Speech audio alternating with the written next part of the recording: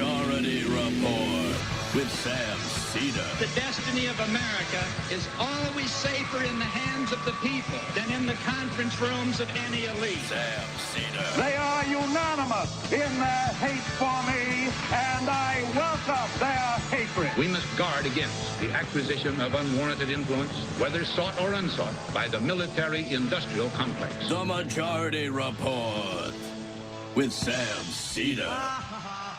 And I get the feeling you've been cheated.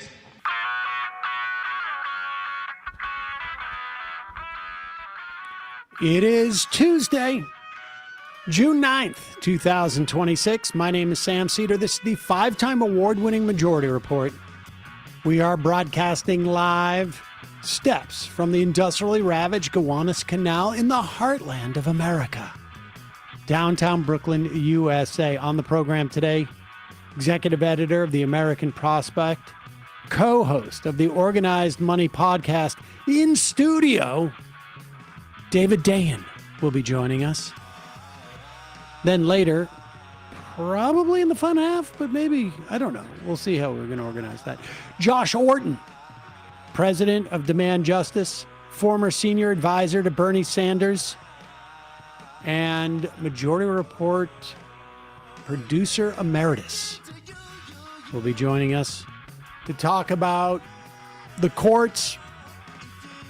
Meanwhile, Nathia Rahman to run off against Karen Bass for the LA mayor as Republicans conspiracize vote counting. It's also primary day today. Maine, Nevada, North Dakota, South Carolina. Meanwhile, new report, 82nd Airborne was deployed to Israel in preparation for a potential ground invasion.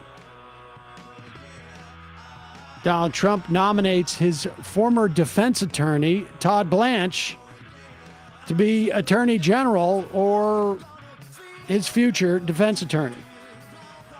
Tom Homan planning the largest ICE deployment in New York City. Democrats make FISA Section 702 reauthorization contingent on Bill Pulte's getting the axe. West Virginia.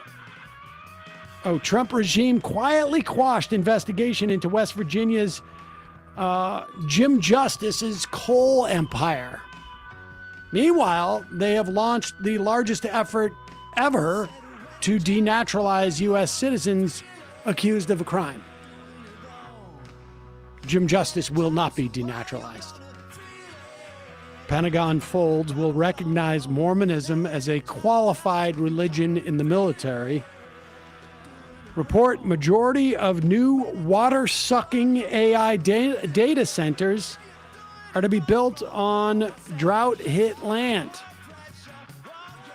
After shutting down a chunk of Manhattan, Trump curses the Knicks and naps through Game 3, leaving with the score tied and 7 minutes left. Lastly, congratulations, America. It's the 6th consecutive month of the United States only accepting white refugees into the country. All this and more. And they're not really refugees. Exactly. On today's Majority Report. Welcome, ladies and gentlemen. It is Emma. Yes. Hello. Emma Vigeland. Newsday Tuesday. Yeah, you got distracted because also in studio from the beginning of the show. Box. David Dayen, ladies and gentlemen. There he is. Thanks so much for joining us Thank you for today. having me, as always. We anticipated this news from LA about the... You got that for me in there? Yes, and we want to bring somebody in who is actually from LA. Right. To establish that there isn't some grand conspiracy going on. You brought the jet. Exactly. You let me come in on the Majority Report branded jet. Right, the Hyperloop that we had built directly under the studio, directly. Well, that's how we were able to pay you for burning all those ballots for Spencer Pratt. Right. I'm we having a great can't time give you a check. in the Glendale post office, just burning ballots away. There you go. Got all the soot off you?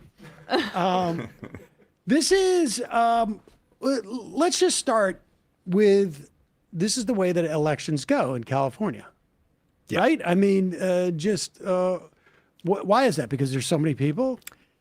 Well, I mean, we should say that because you're seeing this conspiracizing, there actually is a pretty good reason to speed up. I mean, I think it is getting to be a little bit ridiculous. It is ridiculous, but why is it so slow? I mean, just because people in California are very laid back. There are two main reasons. One is in California, all you have to do is postmark your ballot by Election Day, and if you turn it in, then if it arrives as much as 7 days after Election Day. So ballots that arrive today at the various vote counting stations will be counted. So the election's not over, really, in many respects. If it's a close election, you can't really say. You don't know how many are going to show up today. Right. So there aren't. So that's number one. And number two, which I actually think is more important, is an actual fraud protection measure. So in California, unlike some other states that do all vote by mail, they do signature matching. So you sign the envelope that you turn in with your ballot in it, and that is checked against a signature. Ballot is checked? Checked against a signature that's on file in the county elections office. Why wouldn't Republicans be over the moon about this? That's what I think is so funny about it, because literally the reason it's slow is a fraud protection measure. And it's a way to protect against that stuff without disenfranchising so many people. That's what the Republicans don't like about it. Right. They prefer things like voter ID when, say, you don't have a driver's license, or using your passport when half the country doesn't have one, so that they could narrow the pool of voters. Right. And what is the typical, do you know, mm-hmm. what is the typical percentage of an election's ballots that come in and are legit in terms of a postmark 7 days out? Not enough to necessitate, in my view, how late the count is. Okay. I mean, it's probably about 0.5% of all ballots coming in. There used to be a 3-day limit, so they'd have to come in 3 days after Election Day, and they moved it to 7, and the difference between those two was about 0.5 percentage point of the vote, which could matter in a very close race, but not in most races. And it's you got to make a choice. I mean, you could make it 14 days out, I guess, right. and you know, but yeah, and that seems reasonable to me. Although then you get into that realm of like, then the post office, maybe you have a postmaster general who's like, let's slow things down. Right. Well, I mean, ballots. actually, all of this is likely to change because the Supreme Court is, going to imminently rule that an election actually ends on Election Day. And so those ballots can't just be postmarked by Election Day, but they have to arrive at the various vote counting centers on Election Day. And that's likely to go to be implemented very soon because the Supreme Court is federal law. I mean, I don't understand necessarily how that affects state law. These are federal elections. So, yes, but states are responsible for running them. True. But has that stopped the Supreme Court before? Right. That is exactly the trump card that you play. Right. Any time for another religious It's an interesting argument you have, right. but the Supreme Court is just going to do whatever benefits Republicans, and so indeed. So we could actually see this shrink.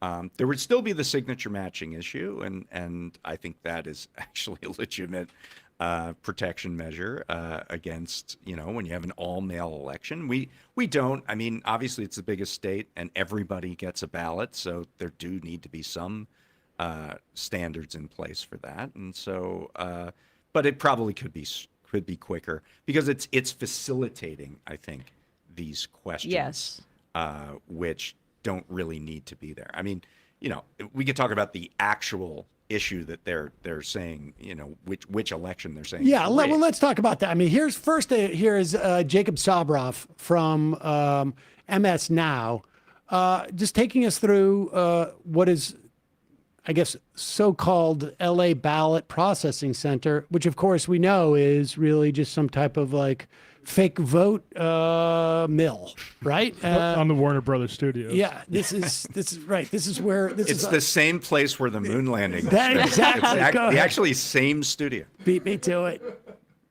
Check this out. what you are looking at is workers inside the ballot processing center of Los Angeles County, the largest election jurisdiction in the United States of America. And I came here really to show my respect, honestly, to these workers who are allowing us to do our civic duty. Donald Trump is sowing the seeds of misinformation and disinformation about the ballot counting process here. And what you're witnessing, what I'm watching happen transparently and in real time, is a painstaking, slow, and deliberate process designed, look, right here, to make sure that ballots that have been cast in this election here in Los Angeles and throughout California are counted fairly and accurately, and that every single one of them is verified so that the results are correct. Look who I ran into, but Dean Logan, the Registrar Recorder of Los Angeles. Curious what you think about what the President of the United States is saying about what the workers in this ballot processing center are doing. Well, I think unfortunately the message that's coming from the president is one that's about the outcome of the election rather than the process of the election. And I think people who come here to our ballot processing center and see the process leave with a better understanding of how that process works. There are cameras recording everything, is that right? Yep, there are cameras recording. It's live streamed. Where we're standing right now is an open observer loop. Anybody can come and walk through here and watch the process, and people do on a day-to-day basis. And what about bipartisan election observers? Republicans and Democrats are both just allowed to come and observe, right? And anyone is allowed to come and observe. So it's not partisan. It's open. It's publicly available. If any of the candidates, no matter who they are, have a question or a problem or an accusation about how the votes are being counted, they can walk in here and watch this process themselves, right? Absolutely, and several of them have. I mean, that's why we're here. They can come and watch the process, and we can explain exactly what's happening here. Out of curiosity, has Pratt been in here? I don't believe he has been here yet. There have been people representing his campaign here. You ought to come and check it out. It's worth it. Why do you think that? All right, I think, so there's the transparency. Now, of course, that guy in the sport jacket is a changeling from Mount Shasta, and so we can barely trust him. But here is Harry Emden weighing in with the most obvious explanation as to why the idea of Rahman being elevated by presumably the Democrats, right? I mean, she's a Democrat, is just one of the dumbest conspiracy theories ever. This is the dumbest conspiracy theory I have ever heard because the Democratic establishment and Karen Bass wanted Spencer Pratt in the runoff. They don't want any part to do with Nithya Rahman. Why is that? Because just take a look here. Okay, mayor runoff polls, Bass versus opponent versus Pratt. Bass would have crushed Pratt by 18 points. That's what the polling showed. Look at how she does against Nithya Rahman, on the other hand. Rahman is ahead by 4 points. Bass has a real race on her hand if, in fact, Rahman is the one who advances. And, of course, the Democratic establishment is backing Karen Bass. But versus Spencer Pratt, she was crushing him. She wanted to face Pratt. She wanted nothing to do with Rahman. That's why these conspiracy theories, simply put, make no sense, people. When we talk about favorability, you have more evidence here. Yeah, this is more evidence. You know, why is it that Nithya Rahman's doing so much better than Spencer Pratt would against Karen Bass? It's simply put, Rahman is actually decently liked by LA City voters. Look at this. Okay, Nithya Rahman, +5 on the net favorability rating. Karen Bass, way underwater at -22 points. You basically just need someone who's half decently well liked to be favored, or at least have a real shot against the incumbent Karen Bass. Spencer Pratt, on the other hand, look at that. He's even less like than Karen Bass. He's 32 points underwater. Karen Bass doesn't want to face Nithya Rahman. She would love to face Spencer Pratt because, simply put, she's managed to find someone who's more unpopular than she is, and she's quite unpopular. This is really interesting. You look at these numbers, one of these things is not like the other No. here. She is definitely more like than the other two. Now, the president here, obviously the president is looking at this race. He's all kinds of upset about it. He presumably wanted Pratt here. Yes, Republican wants Republican. News at 11. Angelinos, what do they think about the president? Yeah, okay, this is the other thing. The president of the United States is such a drain on Spencer Pratt. I mean, hello, okay, Los Angeles City voters. Trump's net approval rating in the city of Los Angeles is about 55 points underwater. I mean, the idea that a Republican could be the mayor of New York when the president of the United States has a net approval rating 50, it's so difficult. 55 points underwater, and then registered as Republican, just 15% of the voters in the city of Los Angeles are registered as Republican. 55% are Democrats. Spencer Pratt was facing a mountain in order to win, and so Karen Bass and the Democratic establishment knew that there's basically no chance a Republican could be the next mayor of New York. The only way she could lose is if she goes up against another Democrat. And you see it right here, very simply put. up by 4. No wonder. And that is where the results right now are moving. Okay, he keeps saying New York, but he means L.A. But that guy, I only ever hear him when I'm in this studio, Harry Enton. And he sounds like he's in the original touring company of Newsies. Yes, exactly. What is going on? He has with an that guy? elderly father, we determined, and we think that may play into the fact that he has such like an old school speaking style. Too much Bowery Boys as a kid.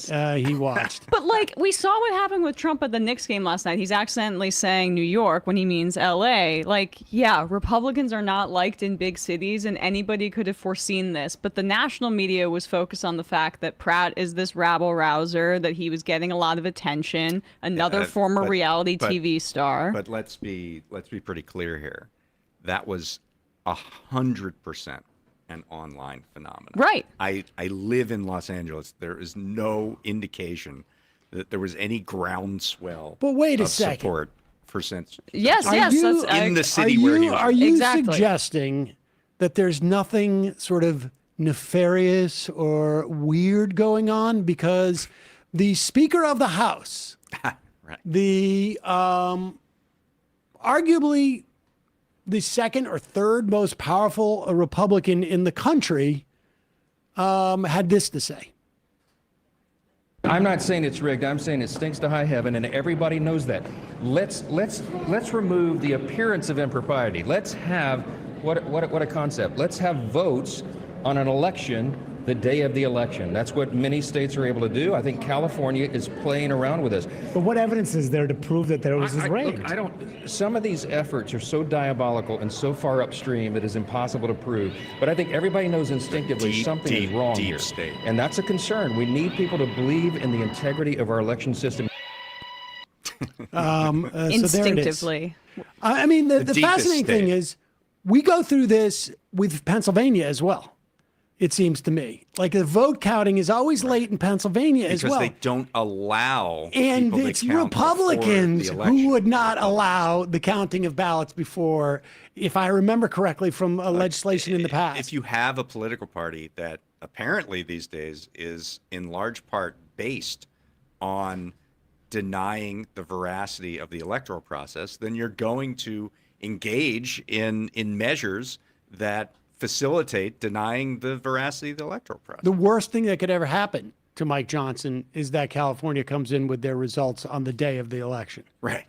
But yeah, yes. I mean, Donald Trump, I think, got 26.7% of the vote in Los Angeles County, and Spencer Pratt is right now at 26.7% of the vote in Los Angeles County. What exactly is the conspiracy here? Rick Caruso obviously overperformed him, right? Is that going to be Caruso is actually a Democrat. Well, he ran as a Democrat. He ran as a Democrat, right. and he doesn't have the same baggage. Yes, yeah. But I will say this.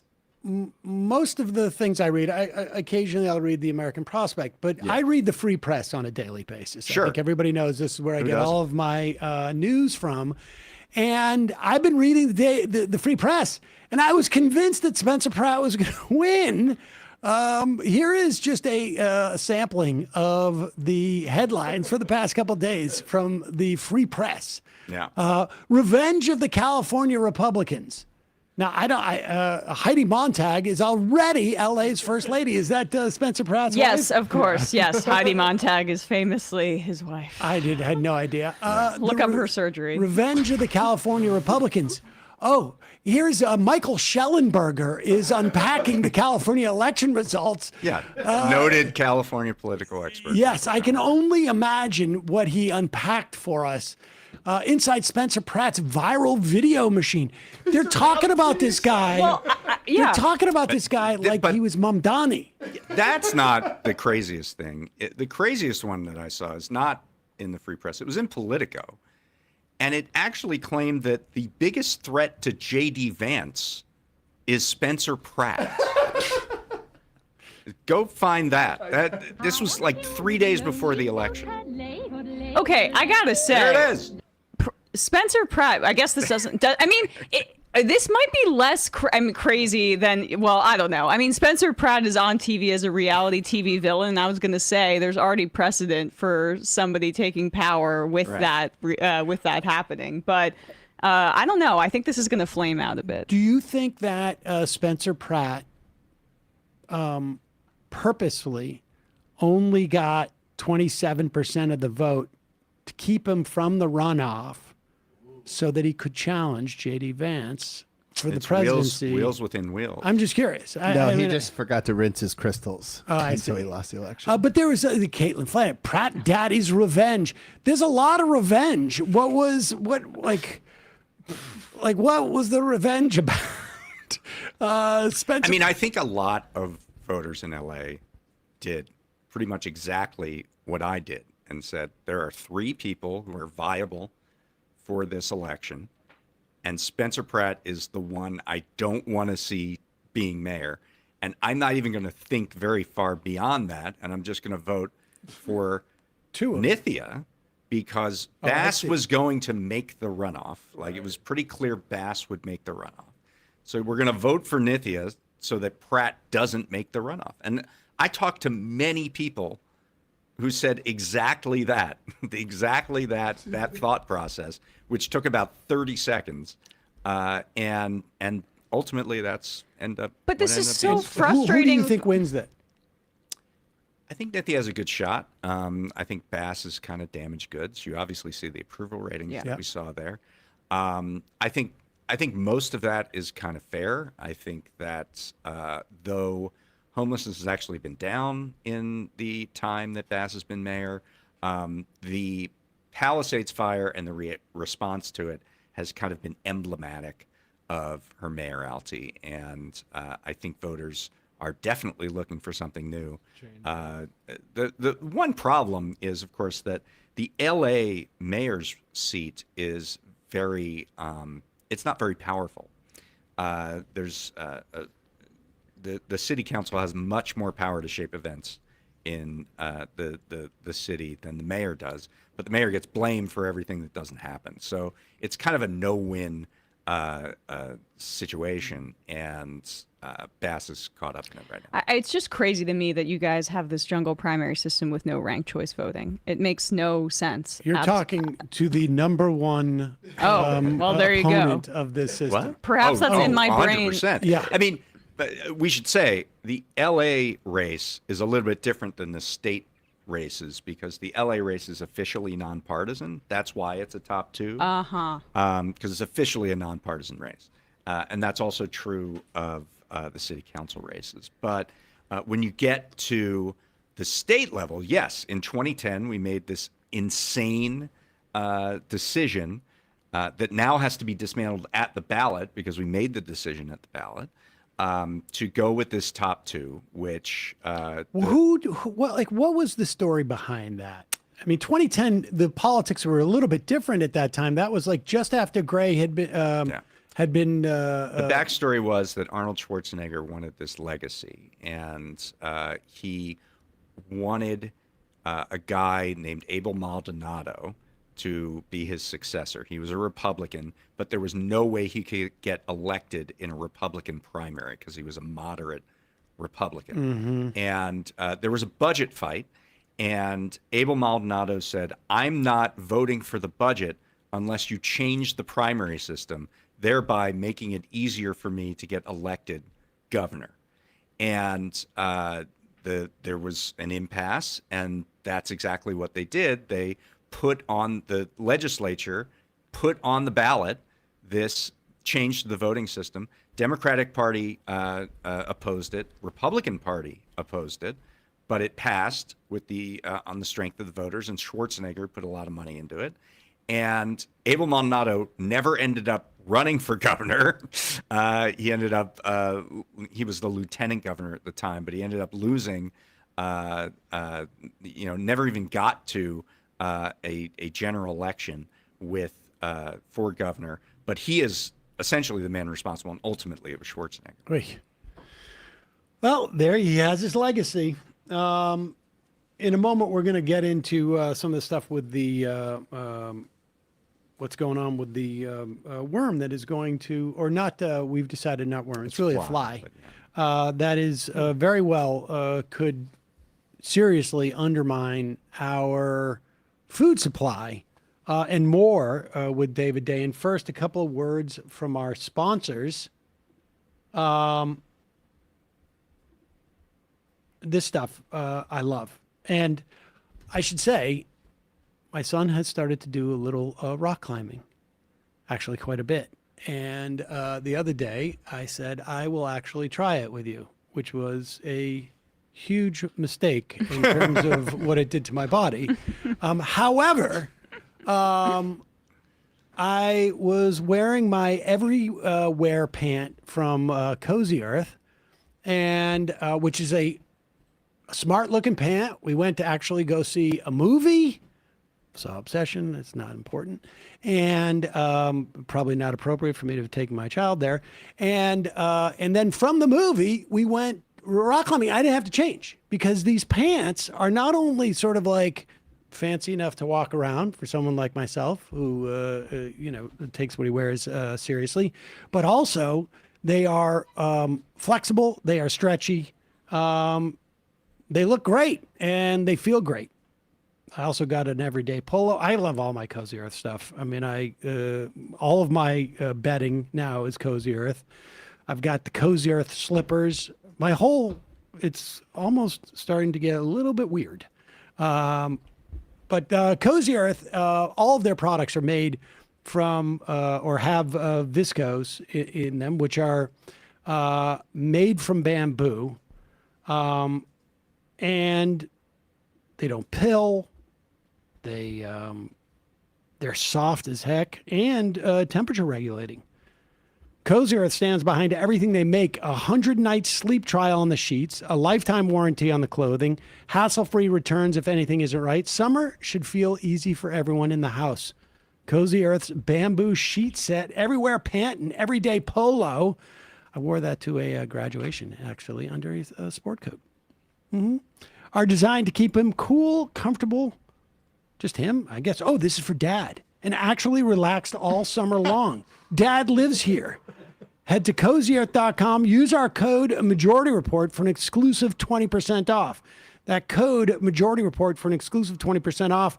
And if you see a post-purchase survey, mention that you heard about Cozy Earth right here. Great gift for Father's Day. Also, one of the things that has been helpful for me, aside from the fact that I am seriously, I pushed myself a little bit too much in doing some rock climbing. First of all, I was also the oldest person, I'm convinced, in the entire place. But be that as it may. That includes the rock? Yes, exactly. And the facility, by far.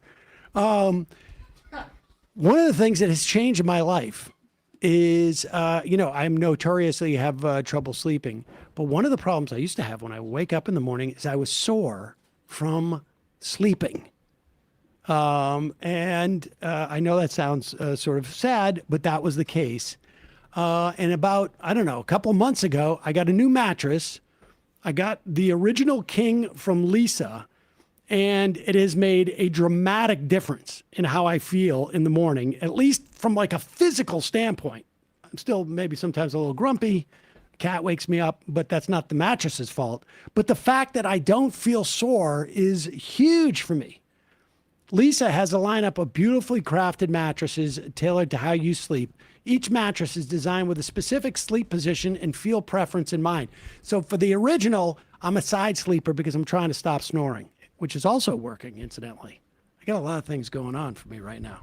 I went with the all sort of like a foam as opposed to the hybrid. But from night one, you're going to feel the difference. They got premium materials that deliver serious comfort and full body support no matter how you sleep. You take the Lisa sleep quiz and you find out your perfect match in about 2 minutes. Lisa mattresses are meticulously designed. They're assembled in the USA for exceptional quality. They back it all up with free shipping, easy returns, and a 120-night sleep trial. Lisa's been awarded the best hybrid and best memory foam mattress by New York Times Wirecutter. It is featured by West Elm as their go-to mattress partner. Lisa also, not just about sleep, it's about impact.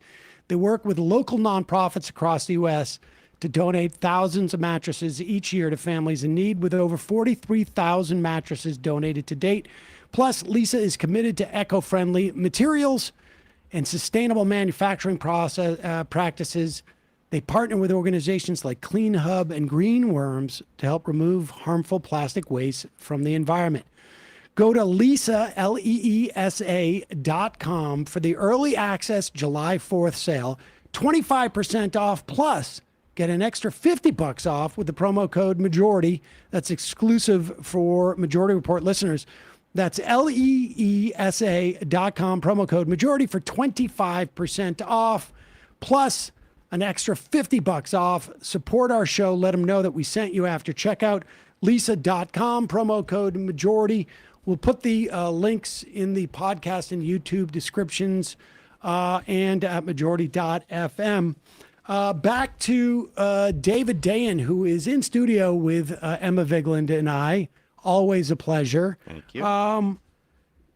So back in the run-up to Doge and in the middle of it, I found myself on Piers Morgan having a debate with one of the coaches from The Biggest Loser, who was telling me, as one does, that all the USAID thing, like we're hearing about, crazy ass, USAID is putting on trans, musicals in Ghana or something, they tell me, and they're doing stuff like checking the mating habits of like some type of fly, like what are we doing here? And now finally the American public finds out about all of the ridiculousness of screening flies for their mating habits. Well, it turns out there's a reason for that, isn't there, Dave? Right.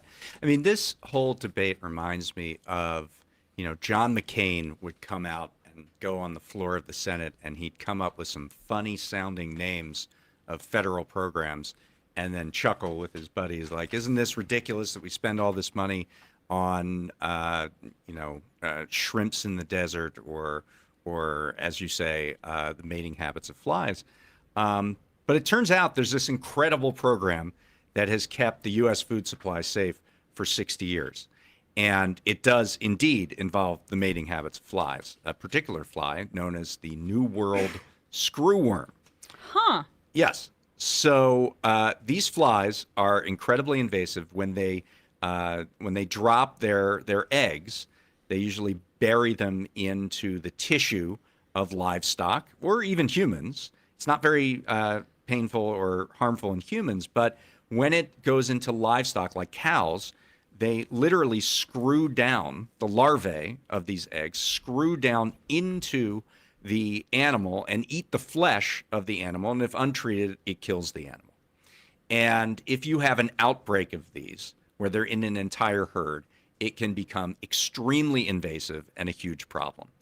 And we had this in this country for many, many years. And in the 60s, we figured out a way to stop it. And that was, we sterilized hundreds of millions of these flies, and then we airdropped them in Panama in the rainforest to almost create a fire break. So when these sterile flies mate with female screwworm flies, they create eggs that don't hatch. And therefore, it doesn't propagate the species. And to this day, we have a facility in Panama that continues to do this. So this idea that, why are you sterilizing flies? What does that do for you? Well, for 60 years, we never had a case of New World screwworm in a cattle in Texas until last week. And the reason that it happened last week is that there was a fire break. So, and it was about 2 years ago that this fire break happened. It broke through, and immediately a fire break. What I'm saying is there was a screwworm case above the area that they were trying to segregate. So above Panama. Above Panama. And so it started moving through Central America and then moving into Mexico. And when it hit Mexico, the Biden administration actually closed the border to live cattle trading imports. I don't see how that's possible. The border was open. Right. Indeed. Completely open. Indeed. So they did close this in November, and then they came up with a testing protocol so that every cattle that would go through would be, scrutinized and monitored and tracked and tested. And in February 2025, when the Trump administration came into power, they opened the border. They opened the border to these cattle auctions in February of 2025. Shortly thereafter, USAID is decimated, and a monitoring program for screwworm is among the things that are cut. This is a global program, and in addition to that, the Animal and Plant Health Inspection Service, or APHIS, which is a part of the U.S. Department of Agriculture, the staff is massively cut. And predictably, as a result, the screwworm continues to go north and north and north. And then belatedly, Brooke Rollins, the Secretary of Agriculture, closes the border again last May and then starts up these new facilities to sterilize the screwworm flies. But they take a long, long time to get these facilities together and to get ramped up to speed. And in that time, predictably, the screwworm case of a cattle in Texas happens. The first one was last week, and then a couple days later, there was a second. And now there's one, a dog, or two, and a there's goat. a dog in New Mexico. When there's two, there's 1,000. And the Texas Agriculture Secretary, who is a Republican, says we're going to have a complete infestation in 6 months. Do we have that clip from that Texas, or don't we have that clip? As you find it, when you said 70 as the last time there was one of these cases, 66. Or 66. Yeah. Well, I double checked the numbers because I was like, there's a 70 number that's also relevant to this. That it isn't exactly the same number, and it's 75 because when we're looking at cattle herds, it is before this screwworm crisis, the lowest or smallest cattle herd in 75 years, in part due to drought, and all of the and also monopolies in that particular industry, and the climate change has exacerbated the drought, and it's just going to get worse with this El Nino and the screwworm. And the screwworm. By the way, because the feeder cattle that are used to build up herds, a lot of them come from Mexico. And so if you close the border, you're not going to be able to build back up the herds in the same amount of time. And all of this is leading to the fact that ground beef is at its highest rate since, highest price since the Korean War, I believe. And sirloin is even higher. Yeah. And beef prices are highly elevated. And this outbreak, if it gets as bad as we think it will only increase that exponentially. Here's the Texas AG, ag commissioner, who apparently is getting attacked now by the administration. Surprise. But he's being fairly straightforward about this because they're panicking. And we'll talk about what the implications it will be maybe for the Talrico race, because he's running on this and hitting them over USAID or USDA. Let's hear this ag commissioner. Seconds left, but the USDA says the food supply is safe. They say screwworms don't infest meat, fruits, vegetables. Do you share in that confidence? And does this mean anything for beef prices moving forward? Well, the 2 days that the market was open, we hadn't opened yet today, but Thursday and Friday, the beef market was up the limit. So you can look for higher beef prices because of the failure of the USDA to control this pest. Seconds left. But and when he said USDA, do you think he meant the Biden administration? Let's put this up. Number one, this is the X handle is Merriweather Farms. Merriweather Farms is owned by a former Trump, a big Trump supporter, but somebody who worked in the administration. And then I think they went to start a farm. If you think beef prices are high now, imagine what they will be after flesh-eating maggots wipe out a significant portion of remaining cattle. We need a national emergency declaration. They write. Let's go to the next one. We are tired of waiting for competent action. People who continue to blame the New World screwworm crisis on the Biden administration need to stop. This is a Trump supporter. I mean, like literally somebody who worked in the administration. The secretary, her name is Catherine O'Neill Gillian. She's on the board of the American Conservative, and she clearly a liberal. She worked at the U.S. Department of State and the U.S. Agency for International Development during the entirety. So she's woke. She worked she's for USAID. super woke. There you she go. Was there the whole time during the Trump's first term, and then she, and her husband moved to Wyoming and started a farm. The harsh reality is you're going to be seeing more of these New World screwworm confirmations every 24 to 72 hours for the next few months. It's really tragic. What's more tragic is that the USDA had plenty of time to act in the last 15 months to minimize and even prevent the crisis from unfolding. However, we stand by the assertion there are certain actions the U.S. government could take right now that would minimize impact. We pray the administration takes them as soon as possible. So they're going to stress a few points. The beef that you eat is safe, period. Well, and that's the case because it varies in live animals. It's only in live animals. Yeah. So if it actually does it, if it lives to be slaughtered, then you get okay meat. But there's a very good chance you're not going to have access to that meat at one point. Right. If you're a pet owner, practice vigilant wound care. That's, presumably if you're around cattle. If you're a producer, you already know this, et cetera, et cetera. Right. And this is not the only food crisis we're facing. There's a fertilizer crisis due to the Iran war. So food prices overall are going up. Go ahead, David. I think the larger point, I'll say two things. Number one, this person talks about the 15 months where we knew that this was a problem that was emerging, moving up from Mexico. And when I talked to this guy, Joe Maxwell, who is a rancher and he's with Family Farm Action, what he said is, what has USDA been focused on in this 15 months? What are they focused on, like a full spectrum going after this threat to the beef supply?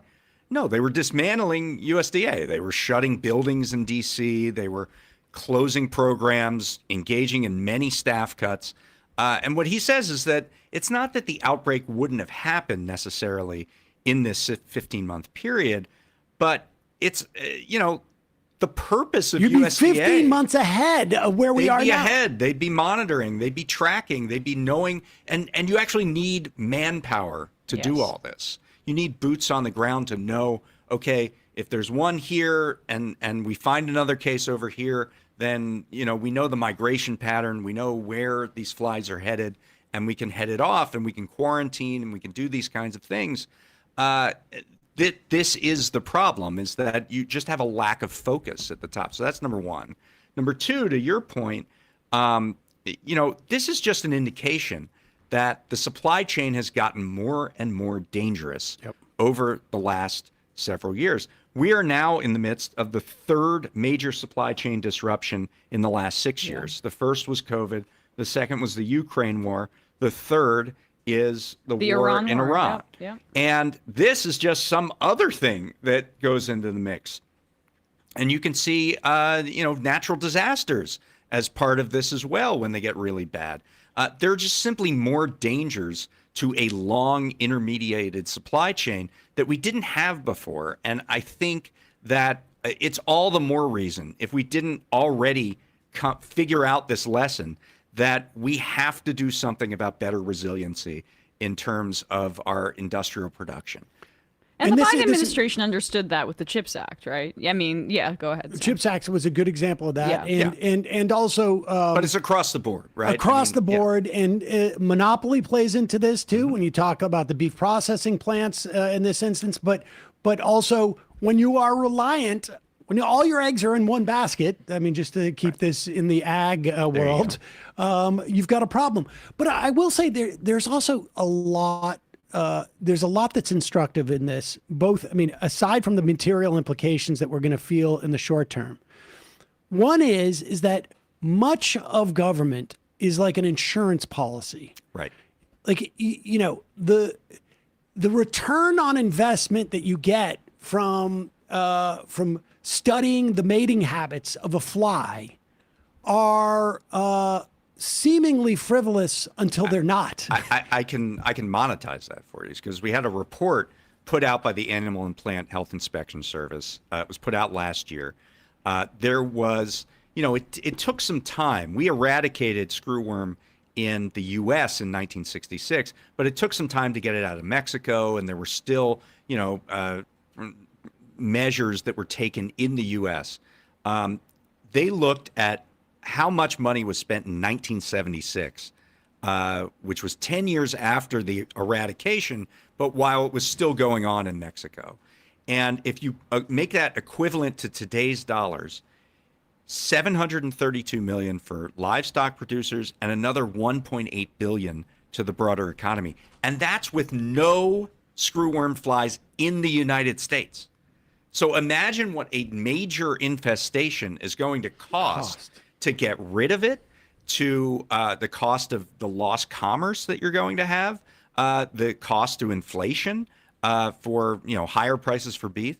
It's astronomically more than that estimate. And so much of this is about sort of like a philosophy of government. And this sticks in my craw. I know it probably will trigger you too. But I know that you probably, although I don't know, maybe you didn't read the Abundance book. But if you'll recall, I did have a flight once, and so I read it on the plane. You will recall that it went back and forth, almost like Daddy's Boy with Chris Elliott and his father, Bob Elliott, where both Ezra Klein wrote a piece, and then Derek Thompson wrote a piece. And they tried to stitch it together for an ideology. Derek Thompson's piece, which gets very little attention, was about the government not funding, being too bureaucratic in its funding of research, which, of course, he mentions as if it was a problem of the groups and whatnot. But, of course, the reason why that is the case is because there was a very big anti-tax movement a couple of decades ago. And then government would get, bureaucrats would get in trouble because they gave money to a university that was studying something that, you know, why are we studying the eggs of a hooting owl? Like, who cares about a hooting owl? And it's all this anti-tax sentiment that comes from, at that time it was conservative Democrats who would do this, but also just sort of the libertarian right. And this is an example. This is like a perfect example of like how easy it is to demagogue against things that have huge or have the potential to have huge implications down the road. And it emanates out of like this sense of like a skepticism that the government bureaucrats are up to no good, or that there are groups like all the tree hugging, owl lovers who want to study the sex habits of a fly. Are you kidding me?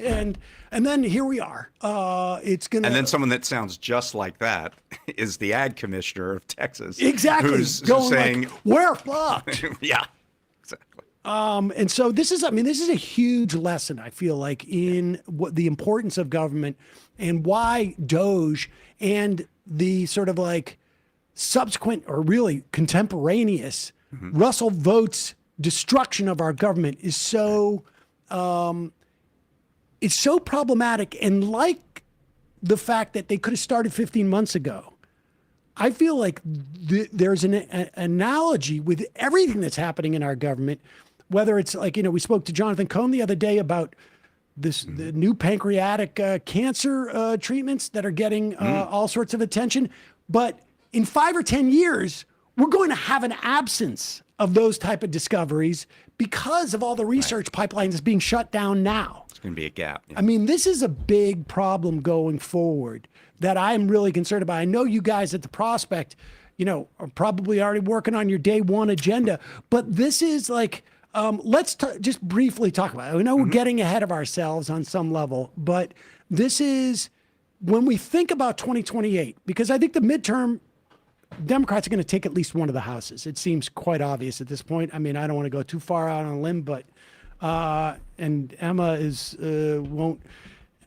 won't hear any of that. She's very superstitious. Ever since the Kamala prediction, I'm pretty much out. I mean, I've extended it to politics from sports, but go on. But this is going to be a big problem. Like, let's talk a little bit about it, because I know Neera Tanden has her Project 2029. Last I heard, Larry Summers was part of that cabal. He may have been no longer ejected. Yeah. But I'm worried about that because I don't think they quite get it over there. Well, I mean, I think that ultimately what we've seen so far come out of some of these coalitions that are trying to put together ideas are ultimately a laundry list of issues, right? Whether and to say nothing about the utility of those issues, whether it's childcare or whether it's I don't know, going after junk fees or whatever it is. It seems to me that the experience of the Biden administration should have taught us that opening with what 17 issues you're going to cram into a bill might not be the first course of action in a world where the Supreme Court can basically knock down anything that you really want to do. In a world where the Senate filibuster is a huge impediment to progress. In a world where the Voting Rights Act was just essentially nullified and there are dozens of seats in the South that are going to be, ancestrally Republican now from now on. It seems like you have to attack those structures of power before you can figure out what you're going to do, because otherwise you're not going to get anything done. This has always been there's always been this sort of argument that Democrats, when Republicans get into power, the first half a dozen things they do is to solidify their power. Right. And because they're, just in terms of sheer numbers, broadly speaking across the country, in the minority, they would end up setting up minoritarian systems, whether it was I'm thinking Wisconsin was one of the laboratories for this in 2010. They got in there, they did all sorts of gerrymandering to the point where Democrats in Wisconsin, to take control of the state house, needed to win 58% of the vote to get 51% of the control of the state house. Maybe that number was even higher.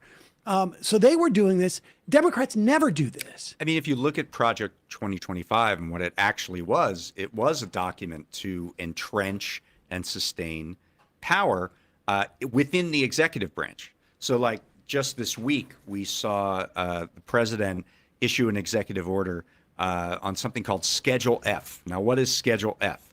This gives the president the ability to fire a bunch of career employees and install loyalists in there instead that will do his bidding. And that is a classic Project 2025 initiative that, what we perceived to be the problem in the first Trump term was that we would issue policy initiatives and people at the agencies wouldn't follow through on them. So you know what we're going to do? We're going to throw out everybody at the agencies and put in lapdogs, and they're going to do what we say we want them to do. So, that manner of thinking, how to entrench power, I'm not saying that Democrats now have to reverse that and do the spoils system and put their loyalists in power, but they need to think about how to structure the situation so that there is actual democracy happening here. Prioritize when somebody gets elected, that they can actually achieve the agenda that they want. That seems to me to be the first order of business to rebuild and sort of refound our democracy. But the problem is that in so many instances, Democrats are complicit in these anti-democratic measures. I mean, we're talking about the federal level, but I think in part in California, the lack of ranked choice, but the jungle primary, it benefits the fact that there's more split field for the Democrats. In New York, you had the IDC for so long put in place by Andrew Cuomo to curb democracy and true progress in blue states, but you bring up the Supreme Court. That's got to be the number one thing that we have to tackle first here. And I wonder, like, you have Graham Plattner out there talking about how Hey, we it's should... election day in Maine. Yes, by the way, Get it's out there. election day in Maine. Go out and vote. But, like, I mean, he's talking about Supreme Court reform in a really aggressive way and saying that we should start impeachment hearings for at least 2. I think he's talking about Alito and Thomas there, if I were to guess. But what is the kind of reform that could make it so that, say, we get a more progressive Democratic Party and they nuke the filibuster and we're in a situation to pass massive legislation, the Supreme Court still needs to be dealt with? Yeah. So I'll get to that, but I should say that I was up in Maine like a month ago, and I was at an event that Plattner was at, and I went up to him and I introduced myself and I said, "Hey, I'm David Dayen," and he goes, "Man, I've seen you on the Majority Report so many times. You don't have to tell me who you are." That's funny. That's awesome. So what I'm trying to say is that whatever happens, it's your fault. Right. 'Cause he's watching. We've been You turning did him into this. the secret Nazi. That's right. Yes. Yes. So just briefly on that. So as far as Supreme Court stuff is concerned, there's a really good book coming out very soon by a guy who's at Harvard, a professor by the name of Nicholas Bowie.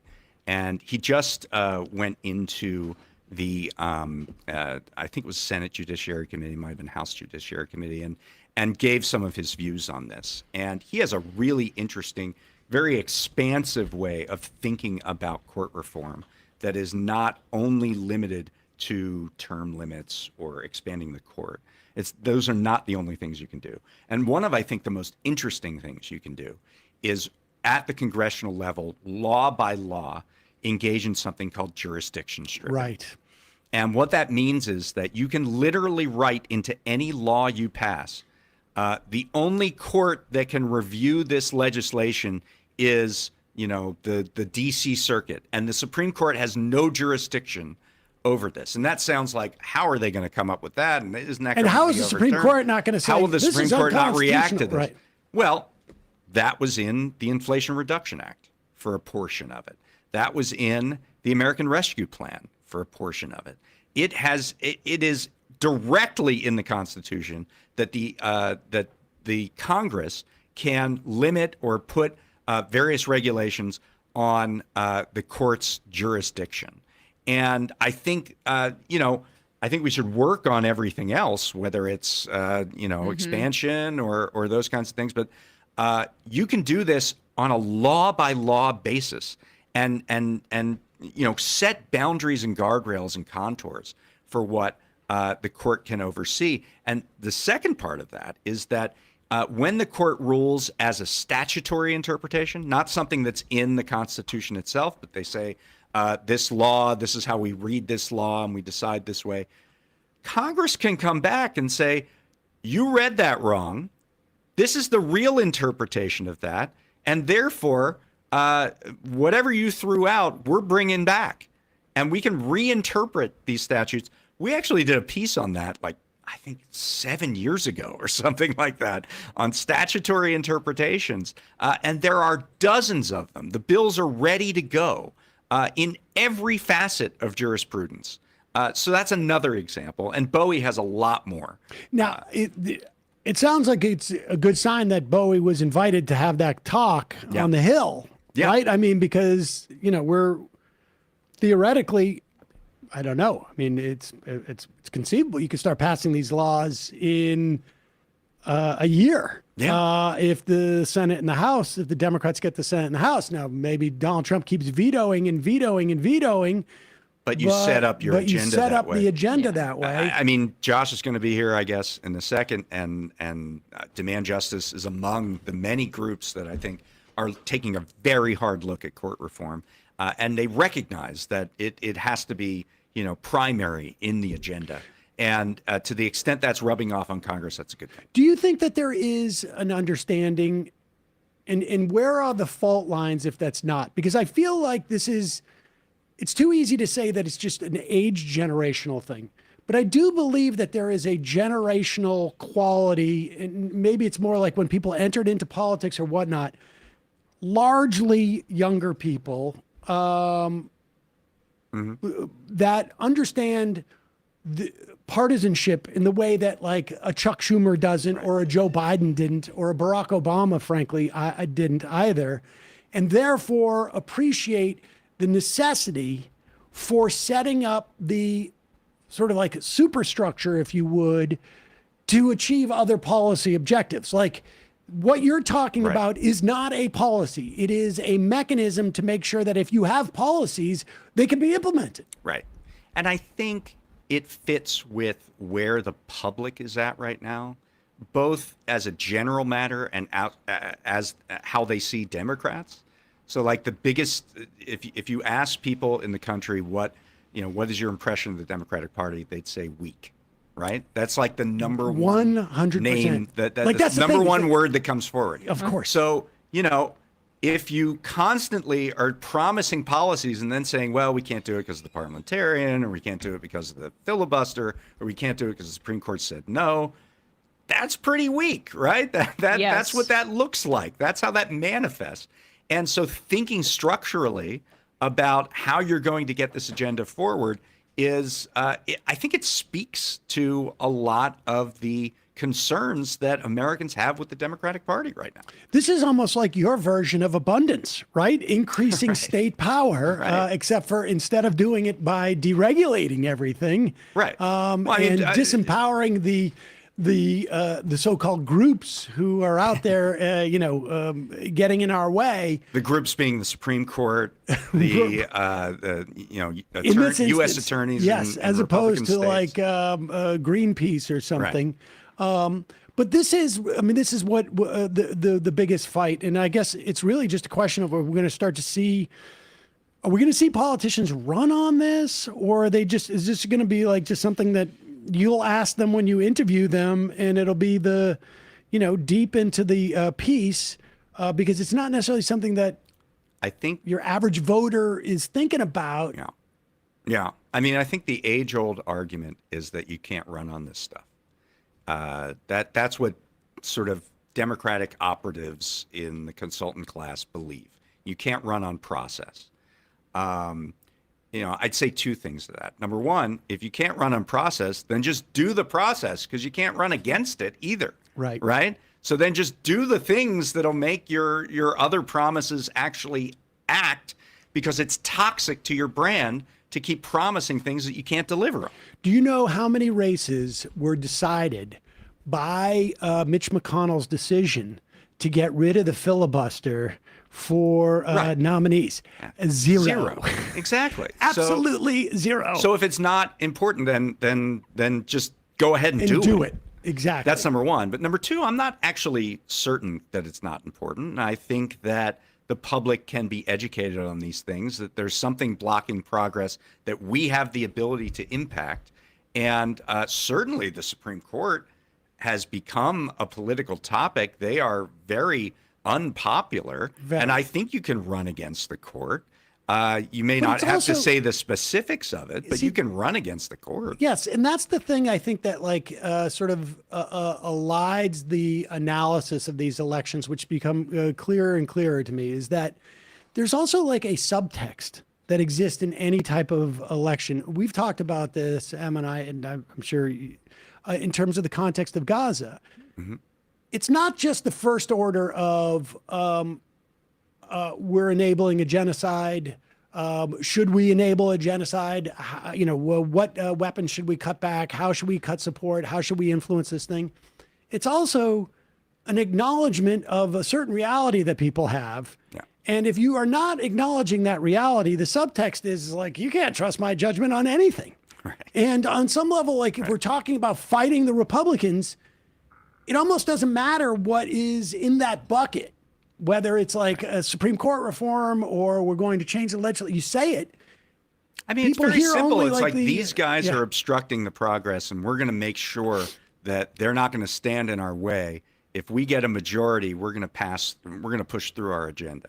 Yeah. And that's it. And that's the process part. That's what you're running on. Well, the Gaza stuff, to Sam's point too, it opens up space for those arguments because there's already an underlying trust factor if you're not the person that's taking AIPAC money. You know, I'm struck by how McMorrow is sinking in the race in Michigan in polling, and how you're still seeing that Stevens is maintaining some support as the second option to Abdul al-Sayed, who's now clearly the front runner at this point. Yep. But, you know, Abdul al-Sayed got trust from people in Michigan by standing firm on that issue. And now he's talking about things like the filibuster. He's talking about the Supreme Court. And it makes it so much starker when you contrast it with even McMorrow trying to carve out a center between the two, because she's just saying, I like your idea, but I can't implement it. And so then people ask the second order question, well, why can't you? And so AIPAC equals political corruption is also helpful in getting these other conversations into the ecosystem. Because ultimately, it's a corruption of democracy. Yeah. I mean, if you're talking about, I am a political actor, I get the country behind me, I do everything I'm supposed to do, build the coalition, gain the support, and win, and I'm not allowed to implement my agenda, that is a corruption of democracy. And ultimately, we need to reinvigorate democracy by allowing these majoritarian processes to work. I mean, this has always been the argument for filibuster reform. And the counter argument is like, well, the filibuster, you're going to need it because what if the Republicans get into power? But the problem with that argument is that we have seen what the Republican agenda is. It's just one thing. It's just tax cuts. And they can do that anyway. And they end up doing that every time. Right. They do it through reconciliation where there is no filibuster. Right. The filibuster has been consistently used to thwart the progressives and for some and ostensibly Democrats, but a lot of times there are Democrats who hide behind the filibuster and make it a lot harder to assess like what exactly they are for or not. Yes, and gotta say, even without the filibuster, all things equal, we know that 50 Republican senators versus 50 Democratic senators would still mean that they're representing tens of millions more people, depending on the makeup of Congress. So it's already so undemocratic without the filibuster in place. Absolutely. I got to roll up out. Yes, I know you got to go. Well, it's a perfect lead-in when we talk about court reform, because our next guest is the executive director. It's almost like we planned of Demand Justice, and maybe we'll just do an extended freebie Tuesday. That sounds good. See that? We'll need to do a quick break though. We are going to do a quick break. Okay. David Dayen, executive editor of the American Prospect. My daily read. We were just talking. You've been executive editor for what, like now? It was 7 years last week. You have completely like just rebirthed that publication. You got a lot of great stuff. It's not just me. Birthing person. We have James Barada right here, writing fellow, right in the audience here. Audience writing of one quite today. a bit about the 702. Writing a lot about FISA and Section FISA 702, and, so check that out at prospect.org. Much of what I know. And Whitney Wimbish is over there, and we had her on the other day. I heard that, yeah. And I am looking forward to your day one agenda. I know it's a couple of years off. Yeah. But maybe there should be like a mini one for if they take the House and the Senate. There you go. More work Let's for you. think it over. All right. We'll work on it. All right, David Dayen, thanks a always a pleasure. All right, folks, we're going to take a quick break. When we come back, Josh Orton from Demand Justice will be here. We are back. Sam Seder, Emma Vigeland on the Majority Report. It is a pleasure to welcome back to the program the executive director of, is that your official title? Executive director? I would say executive director. Oh, yes. Of Demand Justice? President. President of Demand Justice. And why I think like the first, or maybe the second emeritus producer of the Majority Report. I think it was the only executive producer ever. Even closer. Well, I mean, Brian, the only emeritus. Take that up executive with my producer. email signature. Yeah, but we play pretty loose with the titles around here. Also, former senior advisor to Bernie Sanders, worked in the Labor Department, worked at the White House. You've worked a lot of places. We just had a conversation with David Dayen about the notion of Democrats having to come in as we start to build like a Project 2029 that is not influenced by Larry Summers, and that the primary thing Dayen was arguing, and I'm convinced, things must be structural, and that involves court reform in a myriad of ways. He was talking about Nicholas Bowie, who apparently spoke on the Hill recently to Democratic lawmakers. There's a bunch of different types of reforms. We're not quite there yet in terms of reforms, because from here to even just the midterms, there could be some landmines. Yeah, I mean, first of all, the Project 2029 stuff is driving me a little nuts, because there's so many sort of Democratic like advocates and people who've been in the swamp for so long. We're talking about Project 2029, not understanding the premise of Project 2020. Project 2025 was so radical that Trump had to distance himself from it. And my concern is that there's all these people from the establishment who are working on a Project 2029. Like, Project 2029 can't have a Medicare buy-in as an option, right? This isn't just an amalgam of all the things that we've introduced before. If we're going to put together a Project 2029, it has to be radical in I would say, a just way. But it has to mirror how radical Project 2025 was, because Project 2025 was a radical institutional reimagining, or, imagining of its destruction of the government. And so one of the things that I think is interesting, and this comes up in the court reform conversation, is, are we going to have reforms that are actually bold ideas? Like, they're going to have to start from a place of being slightly uncomfortable to the majority of the Democratic establishment. That's what court expansion was when Demand Justice first introduced it around the 2020 presidential primary. That's what I think this court reform, the reform of the Justice Department, any of the sort of Truth and Reconciliation process, it's going to have to be as radical. Otherwise, we're just going to wind up in the same place we were before. I mean, it feels like a second Reconstruction. Yes. And I think, what we the see, first of which was done by the so-called radical Republicans. Right. And I think, we'll get to between now and November.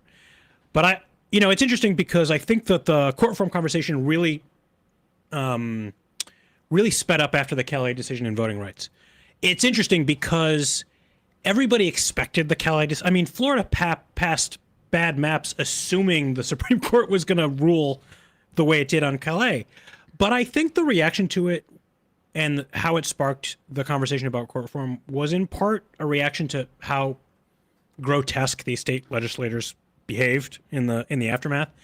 And so what's interesting is we have everything from, Just to be clear, I just want to explain that so that people understand what you're talking about.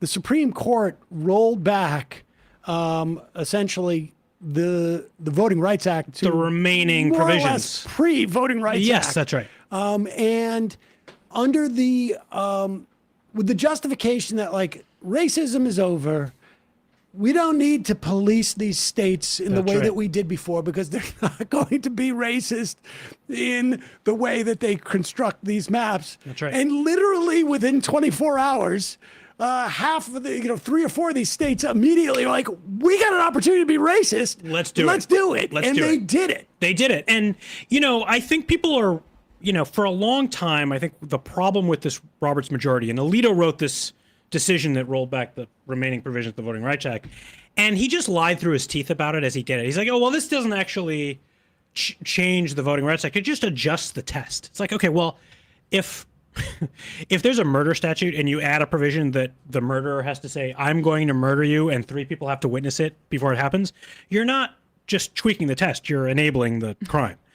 And I think that what the Roberts majority, which includes Alito, includes Thomas, has done, and I think is really bugging people, and not just of one party or the other, is that they've been consolidating power among the already powerful for a generation or more now, and that's even preceding Roberts.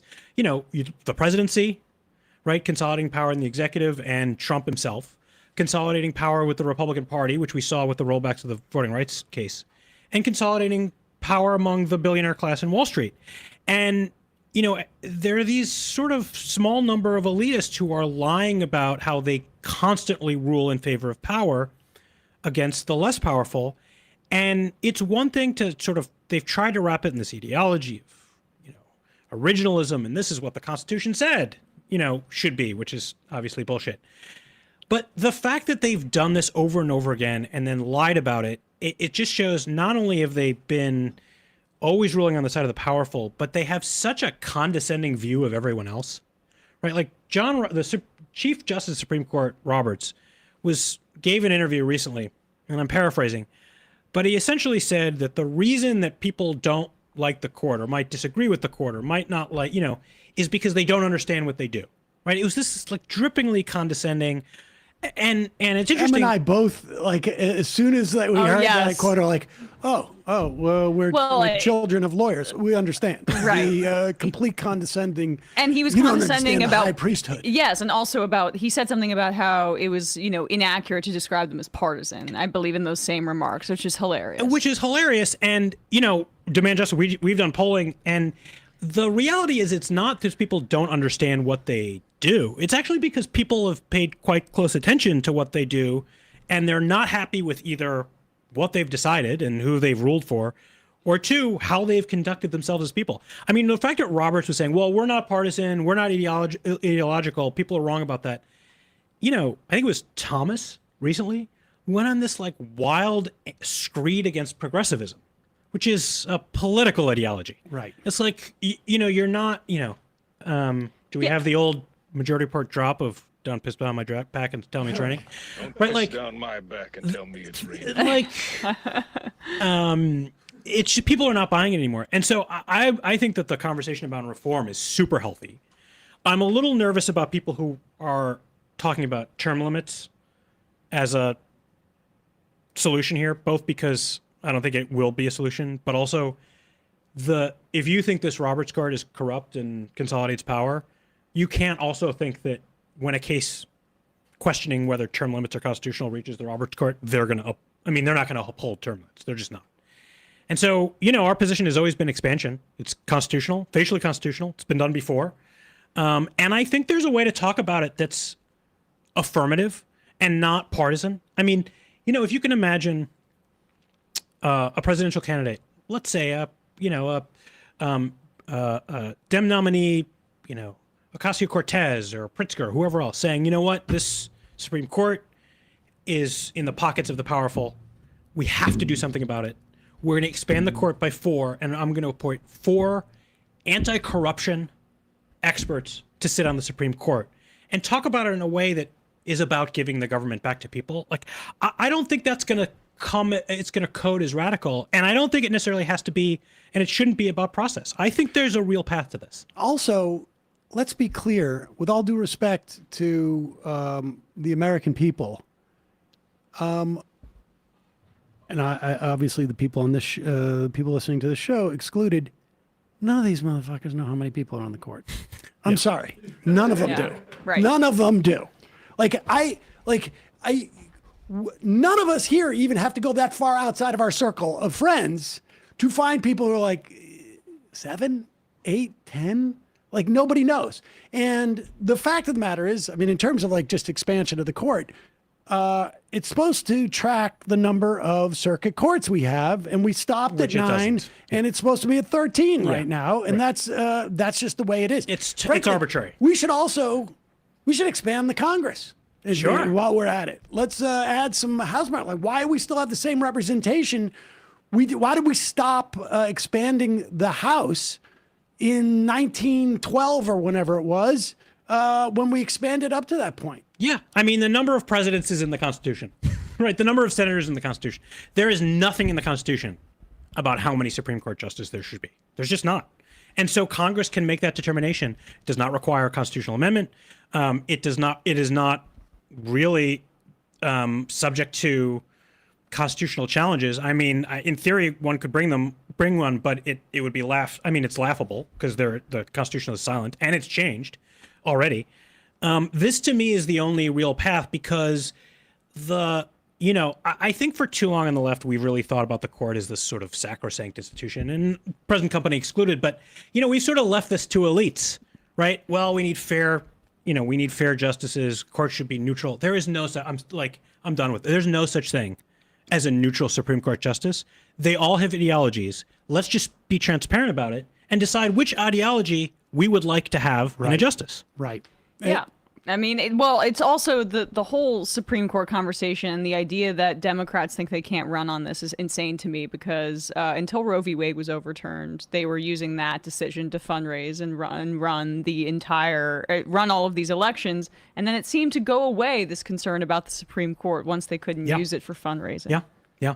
And, I think the other thing is, and I'm tipping my hand a little bit, but, part of the polling, we have this project to prepare for a potential 1 or 2 vacancies this year. If, Trump realizes that he's going to lose his 2 most loyal justices on the court if we win back the Senate and he doesn't replace them soon.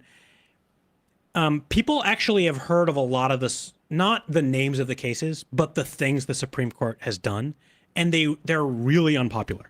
I mean, they're really unpopular, and not just the things that you'd expect. Everybody knows Citizens United is unpopular, and our finding is it's actually the most unpopular across every ideology.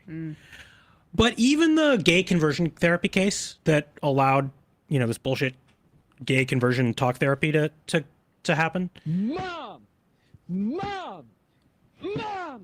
why did you do that to me? Sorry. I love it.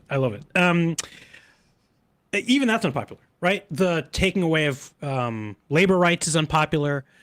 The ICE targeting people based on the basis of race is wildly unpopular. I think this is going to sound, this is barely the aha sort of conclusion.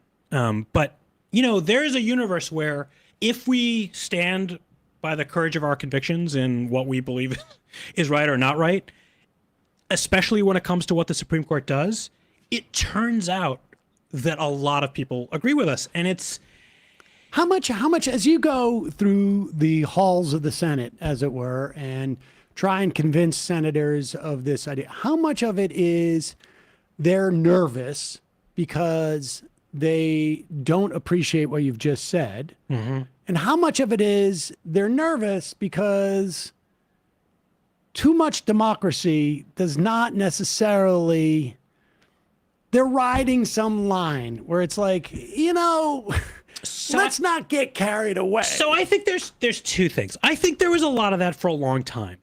But I think the current Roberts majority has been so condescending and intellectually dishonest that even what you would consider sort of mainstream normie Democratic senators are just fundamentally insulted just because they're just lying to their faces in these decisions. And so like Mark Warner, for instance, let's just say, just randomly speaking. I mean, I have not talked to Mark Warner about this particular But that's majority. A guy who is all of a sudden is like, you know what? I mean, this is, I can't even pretend anymore. Yeah, or Senator Blumenthal, or those where, this has been, we've put the Supreme Court on a pedestal. This is, unlike the U.S. Senate or the House of Representatives, we think of the qualifications of the Supreme Court as being somewhat specialized and specific, right? That you need some degree of elite training in the law in order to be able to do the job. And so it sort of carried this myth of the meritocracy for too long.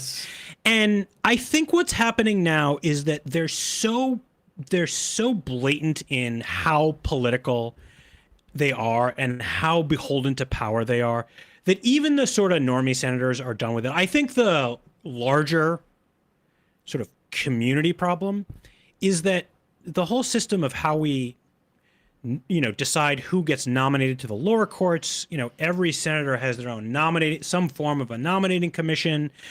And the pipeline of people who wind up on the Supreme Court, even on the left, are elite.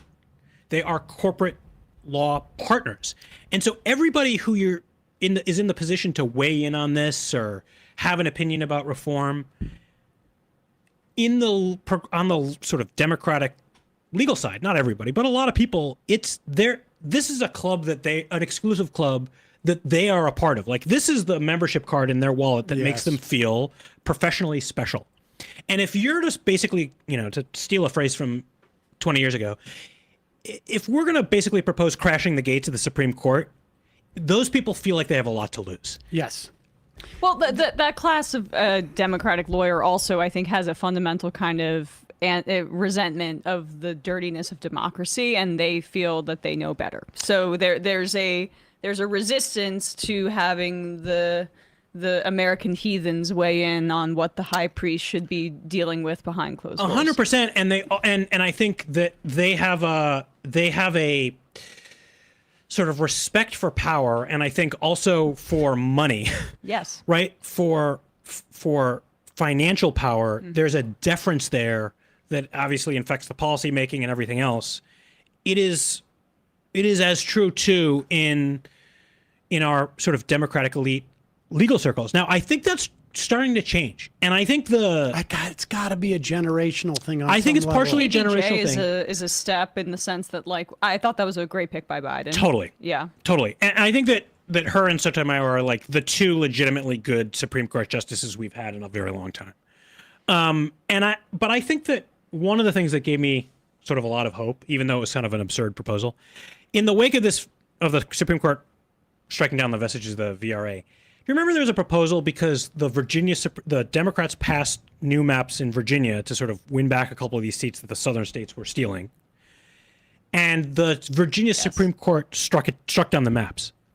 And there was a proposal, this particular thing gave me hope. There is a proposal in the wake of that the state legislature in Virginia should pass an age limit for all sitting Virginia Supreme Court justices that was lower than the age of all of them currently, so that they could all leave the court, and the Virginia Governor Spanberger could replace them all and rule the right way. I mean, and the fact that wasn't like a joke, like the people were like, should we maybe? But like, Spanberger won't do anything. I mean, and by the way, well, your point is that but my point is, but people want that. But That's right. I'm going to say, like, her approval rating is collapsing, and there was this effort. I think you made this point yesterday, Sam, to tie Mamdani and her victories together because it happened around the same time. Like, look, it's just Democrats more broadly. It's not that people are energized by this democratic socialist, and because she's caved to her own state Supreme Court after getting voters energized to go out and support this measure for redistricting to fight fascism, she's in trouble. Yeah, and look, I'm not here to. I don't. My point is less about Spanberger, who I agree has significant problems in this regard. It's more that, look, even though it was the Virginia Supreme Court and not the U.S. Supreme Court, the fact that someone could basically say, like, they're politicians, let's just replace them, like, that they weren't considered, well, they're state Supreme Court justices, we can't, they're qualified. Like, the fact that they weren't treated, like, as precious, to me, was like a great sign. Right. Like, the Overton window has expanded 100%. where an idea like that is actually taken seriously. I mean, part of it was also, let's just remind people, the ruling of the court was that you were not allowed to have, it was a technicality about the referendum being held once before the election and once after the election. And they're saying that because early balloting had existed on that referendum before there, that the election actually was already happening, or it happened. But yet, which, by the way, has not stopped any of the other southern states from doing this. And we should also say, within the Virginia state constitution, there's a reference of election day being a specific day. Right. So, like, there's early voting, and then there's the election day. But let's listen. So the idea is this: like, you're encouraged because the Overton window seems to have expanded in terms of what people will contemplate as a reform measure. Here is Richard Blumenthal, and again, this is something that I think, like, resonates with Emma and I, because I can tell you that, like, the ongoing argument I've had with my father. At one point, your parents get older. I'm sorry, which? One of the ongoing arguments I've had with my father, and like I was about to say, like at one point they get old enough that you're like, whatever. And has that happened yet? Yeah, we're close to that. Was just like this notion of, okay, the Supreme Court, I get you don't like their decision, but they're, it's the Supreme Court. They're the Supreme Court. They are scholars of the law and blah, blah, blah. And the fact is that at one point it becomes quite obvious. Oh, wait a second. This is just a guy who listens to Fox News and he's somewhat, erudite. Here is Blumenthal understanding the concept of like these judicial nominees that are coming up. These guys are just hacks. Just hacks. Just hacks. That's right. You both know better. You both have records of litigating, and you both would expect more of nominees in your position because, above all, a federal judge must be independent without fear or favor, and your fear, apparently, of Donald Trump, so much so that you practiced with the White House before you came here and rehearsed this answer and are repeating by rote what you've been told to say, in my view, is disqualifying. And the answer was, who won? It was the answer to the question, who won the 2020 election? Yeah.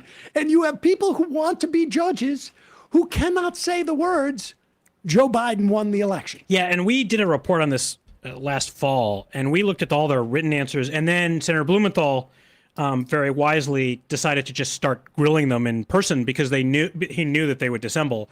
None of them will say that Biden won the 2020 election. They'll give some BS about weird, identical BS about how technically the House certified Joe Biden as the winner. It's like, well, that happened in January of the following year. And by the way, the president tried to stop that from happening.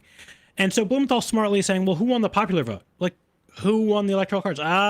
They won't say. And they also won't say that January 6th was an attack on the Capitol.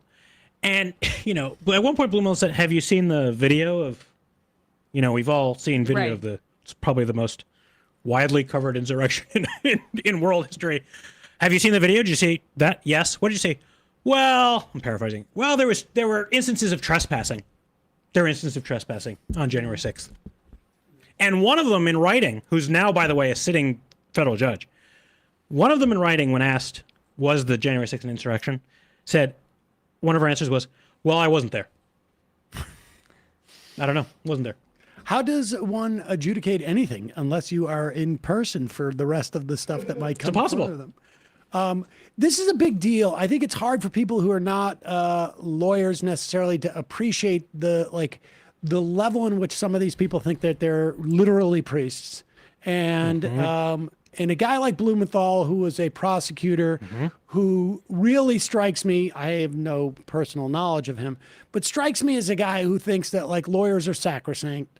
He's senator from Connecticut. He's senator from Former Connecticut. federal prosecutor, totally. And just sort of like this idea of I carry the flame. Yeah, he's not a radical. And when he gets to this point, I think he realizes there's a problem. I mean, what is striking here is, I think, look, the left has been behind caring about the courts. Like, we're 50 years and, I don't know, $500 million behind the right in organizing our base around the courts. But, so some of this stuff isn't immediately obvious. But what Blumenthal did was essentially expose what we found to be the case in our report, which was Trump is using these two issues as his political litmus test. You cannot be nominated for a lifetime appointment to the federal bench if you don't either earnestly believe this bullshit or two, are willing to throw away all of your professional credibility in order to lie for the president. I mean, it's a test. It's a test. And the fact that these people bring their families to these hearings and get asked, is the sky blue? And they can't, it's embarrassing. And I think what we found is that this is, it is, if there is a Supreme Court nomination or two this year, that the fact that they can't answer these two questions essentially proves to people that the judges are going to be more loyal to Trump than anything else, and that is by far, we found, the biggest liability. I mean, the biggest liability of any Trump SCOTUS nom this year is that he was the one that nominated them. Like, a majority of voters in the 9 Senate swing states, like, I'm not saying Democrats, the majority of all voters in the 9 Senate swing states assume that whoever Trump nominates to the Supreme Court, if he nominates someone this year, will be unqualified. They just assume whoever Trump is going to nominate is going to be unqualified. That is shocking. It is shocking, but it is probably accurate, at least in terms of, like, I mean, it's also shocking. It's shocking that they're on top of it in that manner. I mean, that to me is impressive. Let's play this clip of Chuck Grassley. Chuck Grassley could be heard in the background. I think it was it Blumenthal or who was it? No, it was Chris Murphy, I think, was asking this question. I'm sorry, Coons. Coons was asking a judge, I think it was, the question is, could Trump serve a third term? That was maybe one of them. And there were other questions about this. And so Grassley could be heard. You know, maybe it was the Biden win the election. I think it was one Biden of those three won the questions. election. I feel like it was Chris Murphy. I can't remember, but it doesn't matter because you can hear Grassley in the background, who is aged and often like old people don't realize what their volume is at different times. Sure. Looks around to his aides and goes, "Well, what's the problem with saying that Biden won the election?" Like, and like, as if, like, dude, where have you been? And here is Chuck Grassley sort of trying to do cleanup after that exchange with Blumenthal. When asked about the 2020 election, recent judicial nominees and maybe others have also given legally correct answers. Joe Biden was certified as the winner, but my Democratic colleagues won't accept that. And they press, and they press again for a soundbite. They don't care about the answers. They just want a clip to go viral. So my Democratic colleagues attack the nominees. That's the follow-up. They goad them to weigh into political controversial topics.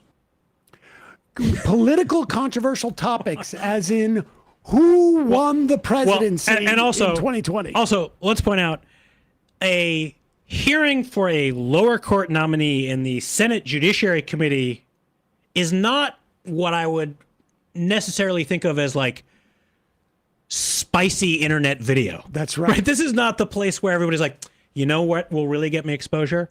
Asking a question in a Senate Judiciary Committee hearing about who won the election.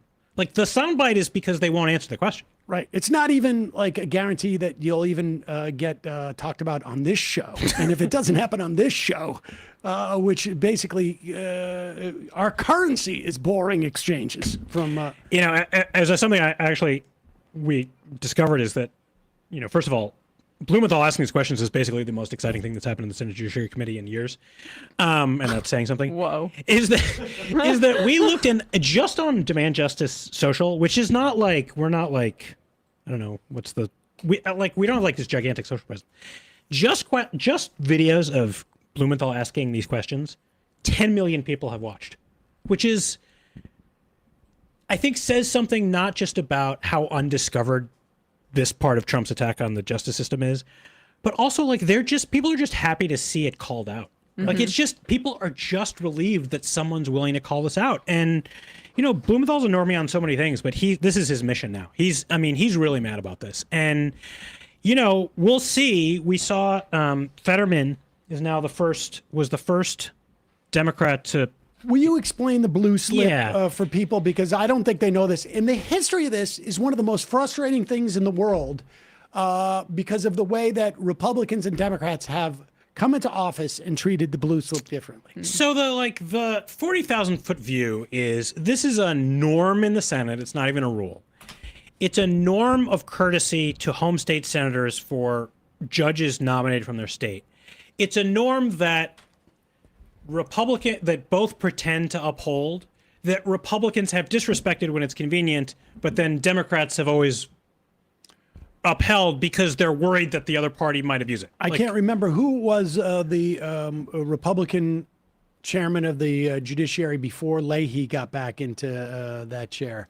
I can't remember who it was. Probably Grassley. Grassley or Mr. Beauregard Sessions before that. Yes, and they had gotten rid of the blue slip. In other words, if you were a senator from a specific state and there was a judge there and you did not return your blue slip, you were basically vetoing. Yes, and that's person. the courtesy, right? So if a Republican, if I'm a senator from a state and a president nominates a judge to sit on one of the lower court benches in my state, me and the other senator, for them to get a hearing in the Judiciary Committee, the two senators need to return what was called, because it used to be this blue slip, basically saying, yes, I approve this nomination from the president, you can hold a hearing. And the norm was, if one of the two senators from that state withheld the blue slip, then that nomination would go nowhere, which was effectively a veto and abused tremendously under Obama by the Republicans, because they were trying everything they could to prevent him from putting judges on in vacant courts. And so, you know, it now no longer really exists for the appeals courts, for the circuit courts, but it's still. And when Patrick Leahy got into the judiciary, he said, first thing I'm going to do That's right. is I'm going to reinstitute the practice of blue slips, basically saying, like, they screwed us over for many years, and we're going to show them that we are better people than them. You know, and this is sort of the opposite of, God bless Harry Reid, my former boss and friend, who very smartly in 2013 eliminated the 60 vote threshold for lower court nominees, and everybody said, well, Harry Reid's getting rid of this, the Republicans are going to do it now. It's like, no, Harry Reid was smart enough to know that Republicans will get rid of this rule as soon as it's convenient for them. We may as well do it first and actually get some judges on the bench. And that smart political awareness just doesn't exist as much anymore. You could still see the implications of that on the D.C. Circuit today, which is the chief court dealing with all the administrative stuff of the U.S. government. And that is, what, 12, 15 years later, we see that. Totally. That importance of these lifetime seats. So recently was the first time in his second term Trump nominated a lower court judge from a state that had a Democratic senator, Michigan and Pennsylvania. And the hearing for those judges is actually going to be tomorrow. And so the senators in question, who people were watching to see if they would return the blue slip or veto this nominee, Fetterman, because there's one Democratic senator from Pennsylvania, and Slotkin and Peters, the two Democrats from Michigan. Now, we found out at the end of last week that Fetterman returned his blue slip. Shock to no one. We announced that we were going to run ads against him or anyone else who returned a blue slip, because all these people are cronies. And then we found out yesterday that both Slotkin and Peters returned their blue slips. However, interestingly, Slotkin put out a statement that said, look, I returned the blue, this is the essence of, look, I returned the blue slip. Do we have that statement? Let's see. It's on Peters' website. Wait, they put Slotkin's statement on Peters' website? Well, we found it first on Peters' website because it's a joint statement it's a statement from the two of them because they both returned the blue slip. And essentially Slotkin said, look, I returned the blue slip, but I've talked to this nominee ahead of time. And he assured me that he would not duck any of these questions. Let's read it. We'll put it up here, because this is really important, because Slotkin is basically, it seems to me, staking her credibility on her capacity to assess this judge. And she said, according to this press release, I take this responsibility very seriously. I met with Mr. Martin. This is the nominee, a 20-year career prosecutor who has worked through both Democratic and Republican administrations, and asked him direct questions that speak directly to whether he will uphold our democratic process regardless of external pressure, from making clear Joe Biden won the 2020 election to the attack on the Capitol on January 6th, to being clear that President Trump cannot run for a third term. These answers were important factors for me, and fundamentally different from President Trump's judicial nominees to date. I look forward to Mr. Martin conveying the same during his confirmation hearing and to his service on the federal bench if confirmed. So in other words, she's saying, I promise you, I've given the blue slip in here. We're going to put, because once they get to committee, it's over. It's over. Because the Republicans have a majority. Yep. And the only way you could have stopped this person was if Senator Slotkin had withheld her blue slip. But she is saying to the American public, trust me, I'm a former CIA agent. I know when someone's lying to my face. I sat in the room. This person looked at me in the eyes and said, Joe Biden won the 2020 election. January 6th was an insurrection. And what was the third? Trump is not eligible to run for a third term. Trump is not eligible for a third term. And if that Martin doesn't say the same thing in the hearings, I mean, presumably she's going to ask. Well, she's not on judiciary, but Blumenthal will ask. Okay, and presumably, so he's going to be asking those questions. And if this guy dilly-dallies, it really speaks to Slotkin's ability to assess what's right in front of her face. Yeah, it's interesting because this is not an ambiguous statement, right? She's basically saying, he gave me this promise. He will be the first. I mean, there's been the first 50 judges of Trump's second term have not been able to do this. So it will actually be a huge departure if this nominee essentially declares independence from Trump, and it's going to cause problems for every other nominee.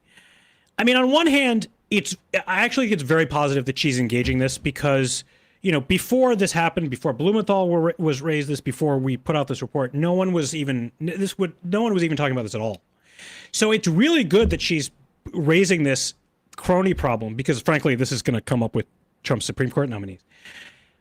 But if let's be clear, if this guy Martin does in fact say what she thinks he's going to say, there is a new baseline. Yes. That every other judicial nominee who comes up, that's right. People are going to say, "Well, I don't understand why you cannot say this when Mr. Martin said this." That's right. Why can't you say this? That's right. And look, our theory of the case was that they all gave the same weird, evasive answers because that's what the White House told them they could say and not anger Trump.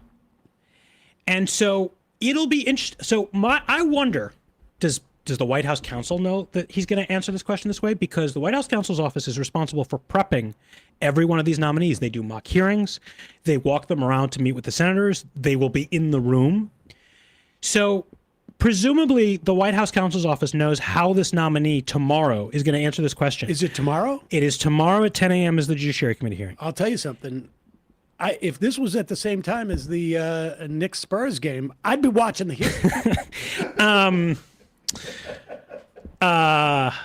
Okay.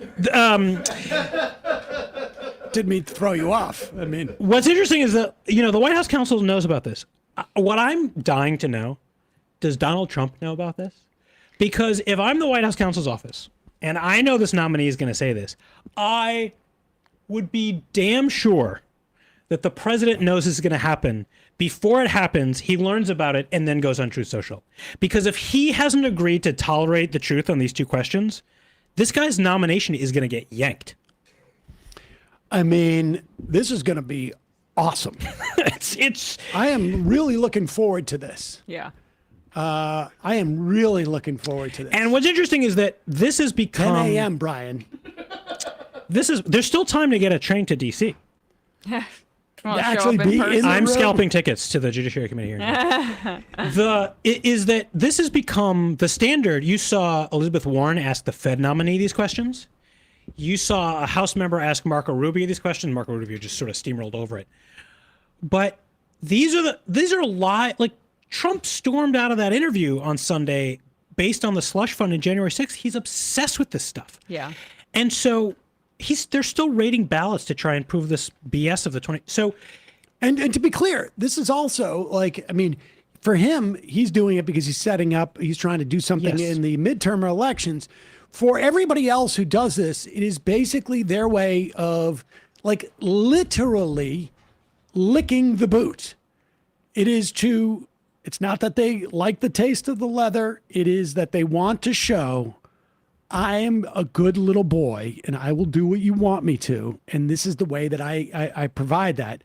And if one person doesn't do it, this is going to be important because let's just pivot this to the Supreme Court. Correct.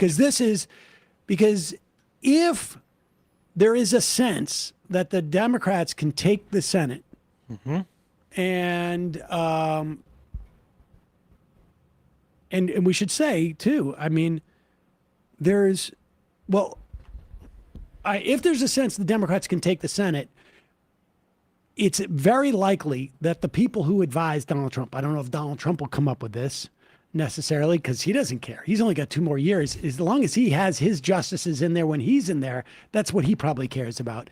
But I don't know, Leonard Leo or some other Harlan Crow, somebody else is going to come by and say, hey, Russ Vought is going to come by and say, we need Supreme Court justices for the next 30 years. I think there's a chance, actually, that Donald Trump, he's obsessed with the federal courts now in a way that he wasn't in the first term. Arguably, it's because of how many judges he sat in front of in between his 2 terms.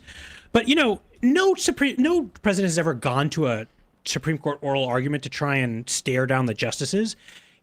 He's unlike the first term, he's announcing every federal judge nominee, like district court, circuit court, every single one on Truth Social individually. He's obsessed with the federal courts now. And I think there's a part of him that knows that of the 3 Supreme Court justices that he considers personally loyal, Thomas, Alito, and Kavanaugh, 2 of the 3 are the oldest. And if he wants the immunity ruling to stand well past he's in office, if he's thinking about the potential corruption charges about from the family or anything else, I think he wants people that are loyal on that court for the rest of his lifetime. And I also think, frankly, that the Republican movement is not as naive about this stuff as we were when Ruth Bader Ginsburg essentially stayed in office and died in office because she did not retire during Obama's presidency. I just think they are much more loyal to their cause than our people have been.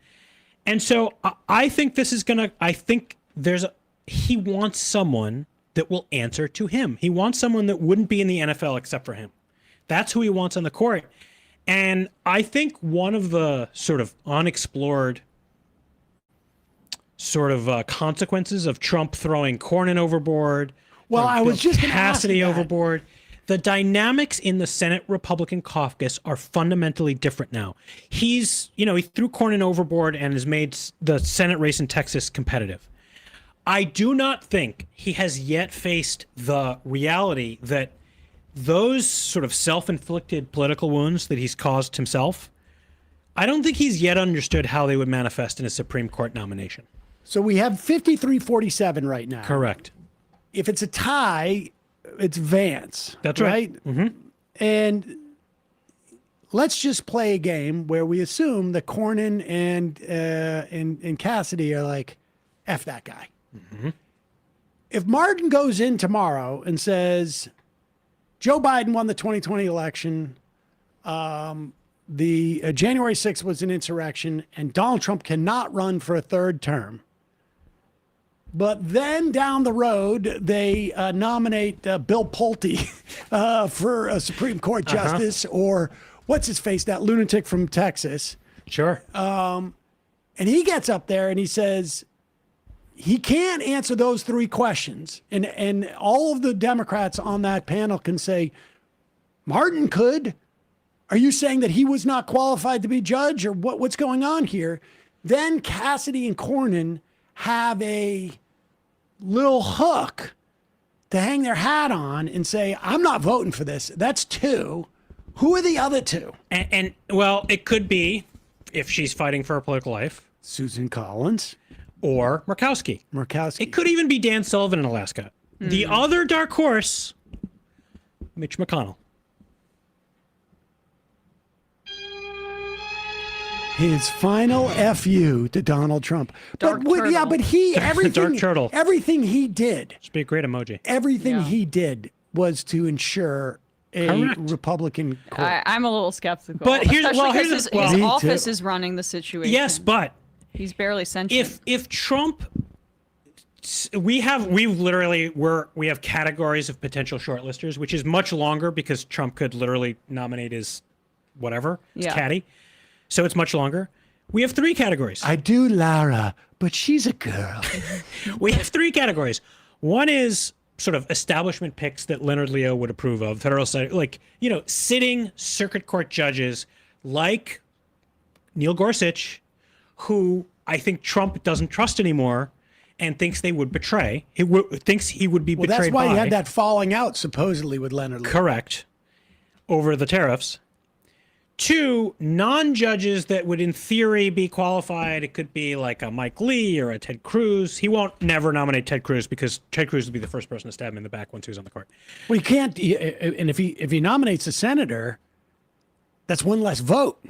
Yes, I mean the joke is that Ted Cruz nomination would sail through 99-0 so that people could get him out of there. Right. Yeah. But Trump would never do it because he knows he'd stab him in the back. The third category, we're literally calling the fuck it category of people that Trump wants on the court who shockingly and actually sort of ironically would be the least credentialed by the conservative movement. And if Trump nominates one of those people, I mean, he's nominated 3 of his personal attorneys to the appeals court so far. If he nominates one of these people who, Republicans can't credibly say, well, they would uphold the Federal Mediation Act, or that they would be, bona fide corporate conservatives or religious extremists. That's the type of person who I can see McConnell not necessarily coming out against, not necessarily saying anything about.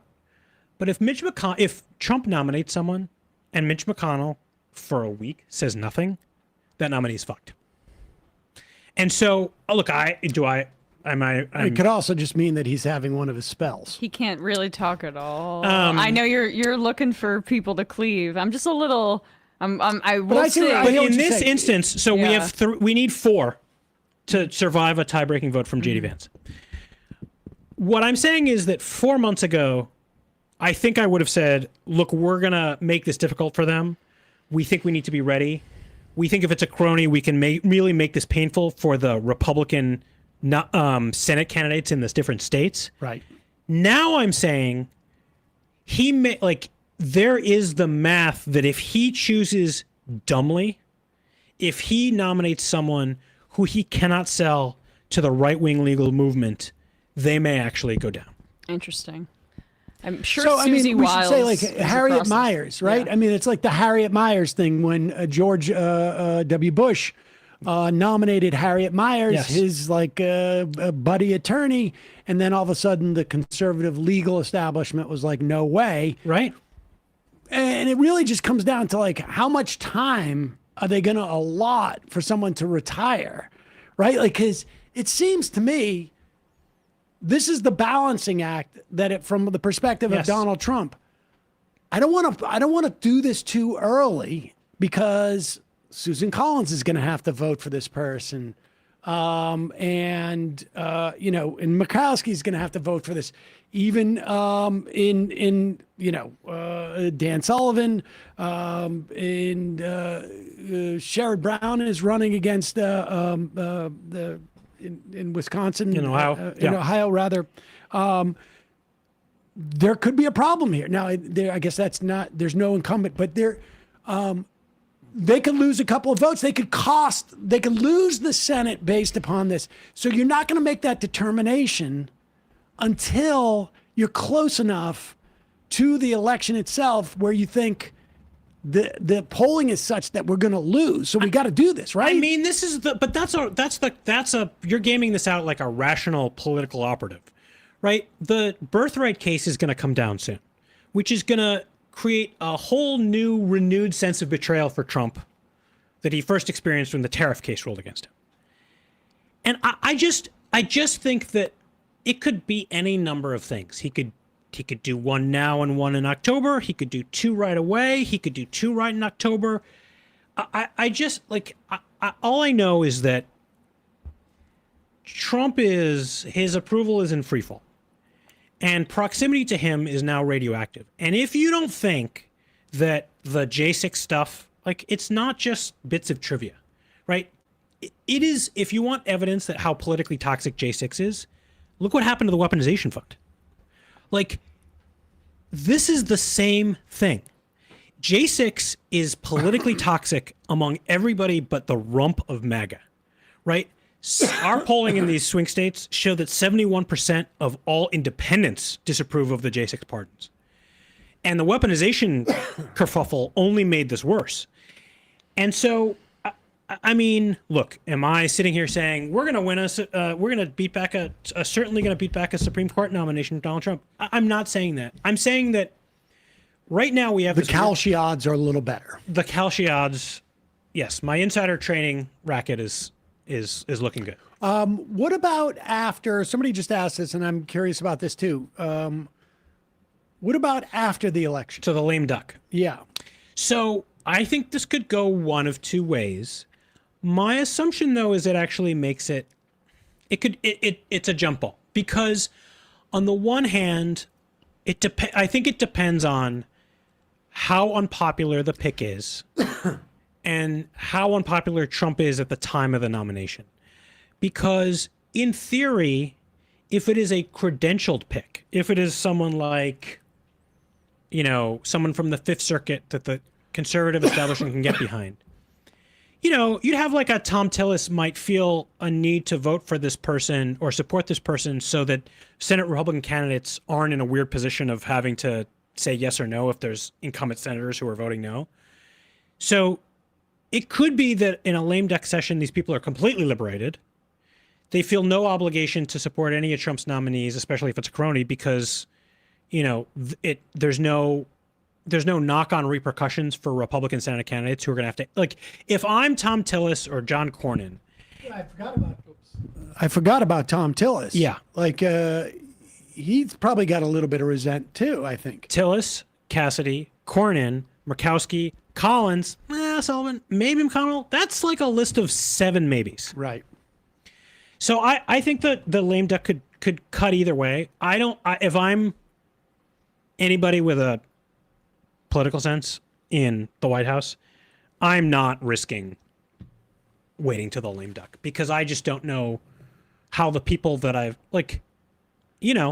how. Plus, if you do it in the lame duck because the Democrats have taken the Senate, you don't do it if they haven't. Of course. And in that instance, if I'm John Thune and I'm going to ram this thing through, in 6 weeks, I'm going to be a minority leader, and well, Chuck Schumer will be like, "Don't worry, but I'm going to take care of you, to be clear, even if the Democrats don't win the Senate, even if it's closer, if it's 51-49, Trump has less votes to lose, right? And so my argument from the beginning is the time that Trump has the most political leverage to confirm a justice that he wants in the Supreme Court, or two, is between now and the November election, and never after.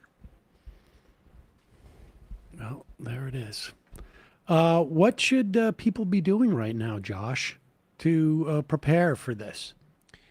I mean, we have everything up at demandjustice.org. In the event of a vacancy, we're going to put up a site that basically has a whip list right away. We've partnered with Indivisible so that the moment there is a vacancy, we and Indivisible are basically going to spring into action to start looking at what are the Senate races where that we can play here. How do we basically attack the credibility of a nominee right away? And so demandjustice.org is where to go to be prepared for that. If you're in a state that has a Democratic senator, let's say Pennsylvania or Michigan, I would be calling and making sure that they know that you are watching to see how these nominees perform tomorrow. And I would also, we have on our website, 19 Senate Democrats have voted to confirm at least one of these Trump judges who will not say that January 6th was an attack on the Capitol or that Biden won in 2020. 19. And Ruben Gallego, by the way, is one of them.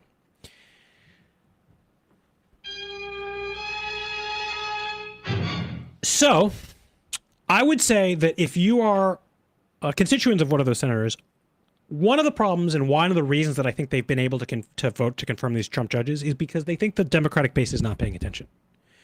So one of the most valuable things you can do is call your Democratic senator, because Democratic offices very rarely get calls from constituents about judicial noms that aren't from the right.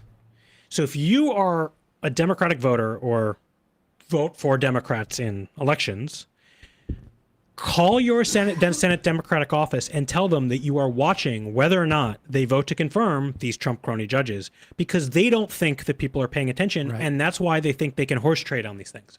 And okay, and so for them,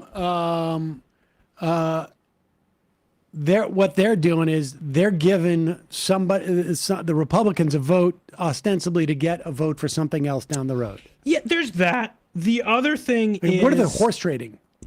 So yeah, is like, look, I have a, I'm going to vote, will you vote for my U.S. attorney nominee in 2 years if I vote for this district court nominee now?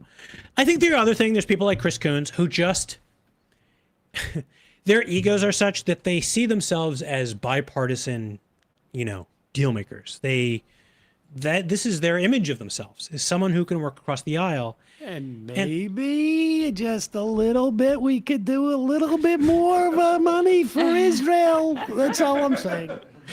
By the way, he's not voted for any of them yet. One extra missile.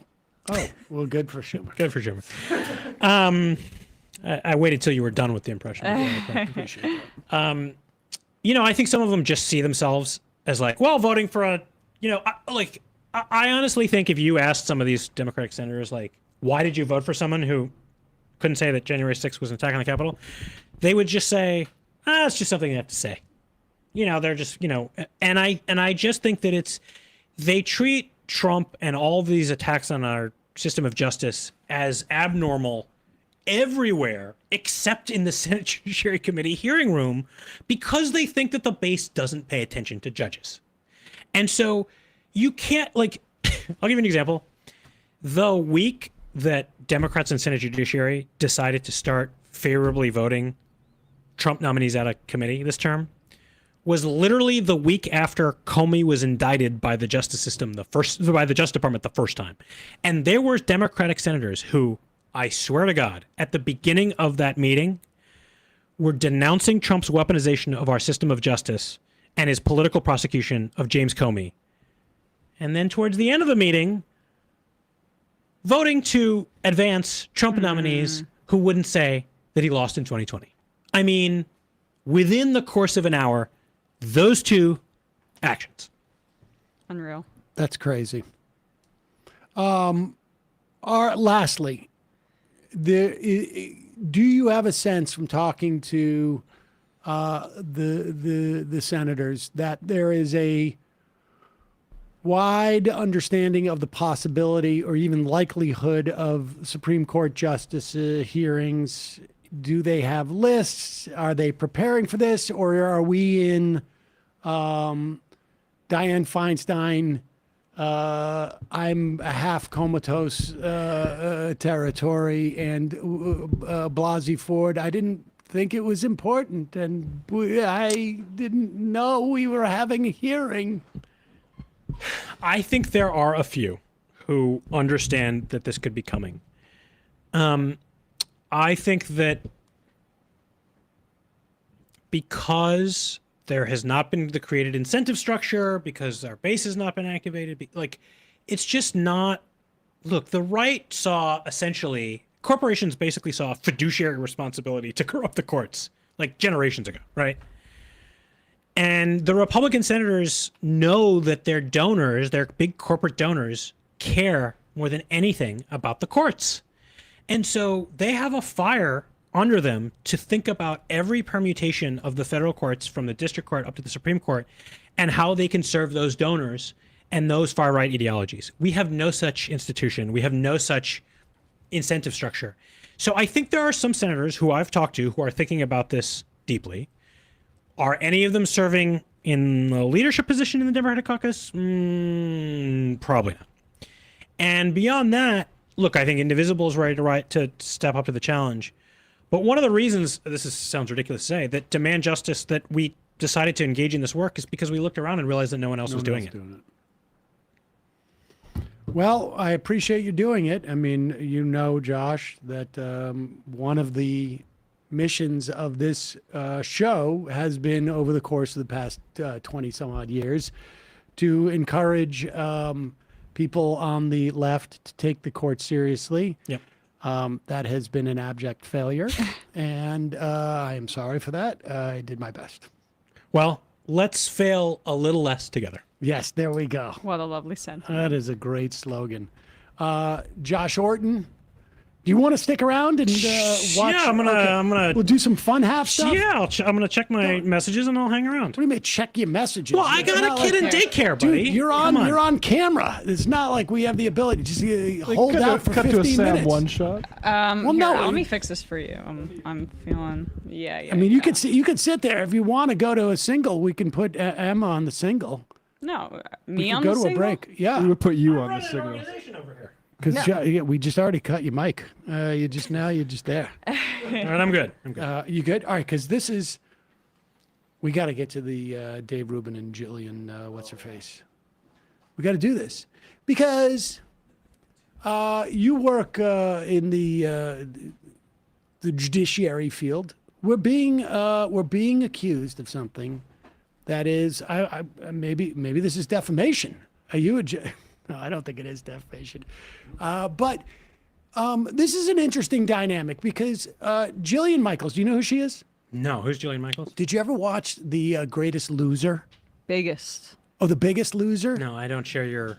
No, I didn't. Well, you're about to. I didn't know. You're about to see. She was a coach on there and then ended up being a right-wing talking This is the head. show about losing weight? Yeah, but I don't know how she got from there to there. I don't know how that happened.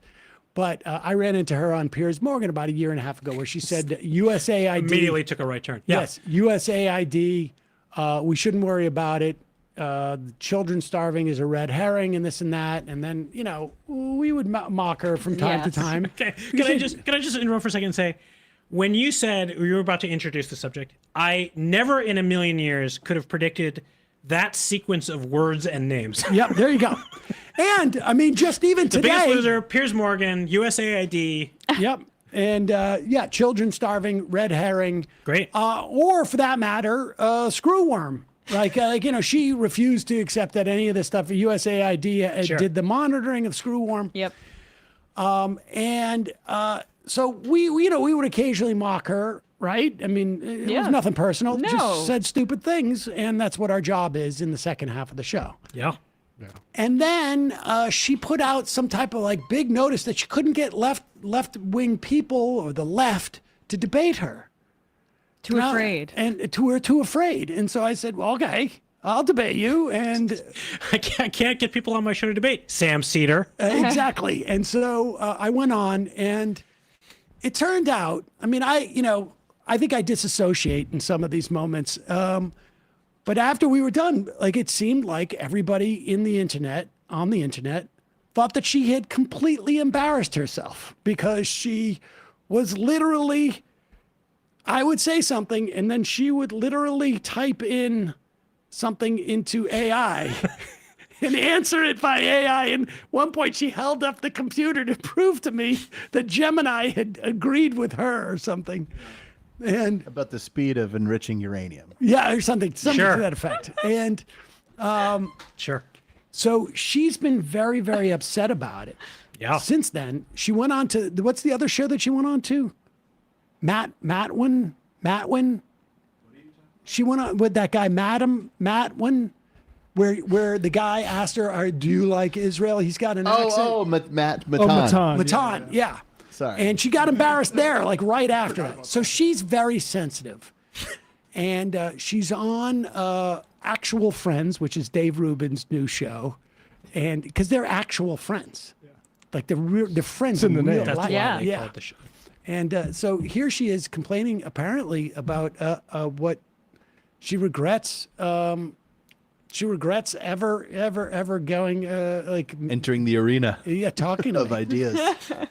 I have never in my life seen it warn you of death threats on social media. Dr. Cruz filling in. I did have a run-in with a radical leftist recently, which I mentioned to you, Dave, and I experienced something very similar. I had a conversation with Sam Seder, and literally they launched a bot campaign on my YouTube, flagged all of my videos. Wait a second, pause it for 1 second. Now, I want to ask you a question. I know you're an attorney. I know you don't know defamation law. But if she says as a statement of fact that we launched a bot? Literally. A bot campaign. Now, I know for a fact that we did not. Not only do I not know how to launch a bot campaign, not only have I never paid for any service that would launch a bot campaign, she would be the last person I could ever imagine. Why would I send a bot campaign to her? She was doing a bot campaign live in the debate with you, talking to AI, which all these commenters that are supposedly bots pointed out in their chat. Now, should I ask for an apology? Like, I'm not a litigious person. You know this about me. But should I ask for an apology from her? Like, I mean, I need a public apology. She has made an accusation, not an opinion that Sam's the type of person who would do this, or I think Sam's a loser or a jerk or a radical leftist from my perspective. But she is accusing me of actually doing something factually, right? Do you want the real answer, or do you want the... No, I want the real answer. So I would say, arguably, you are a public figure. And debatable. So I'm getting the sort of flattering you on the way to the bad answer.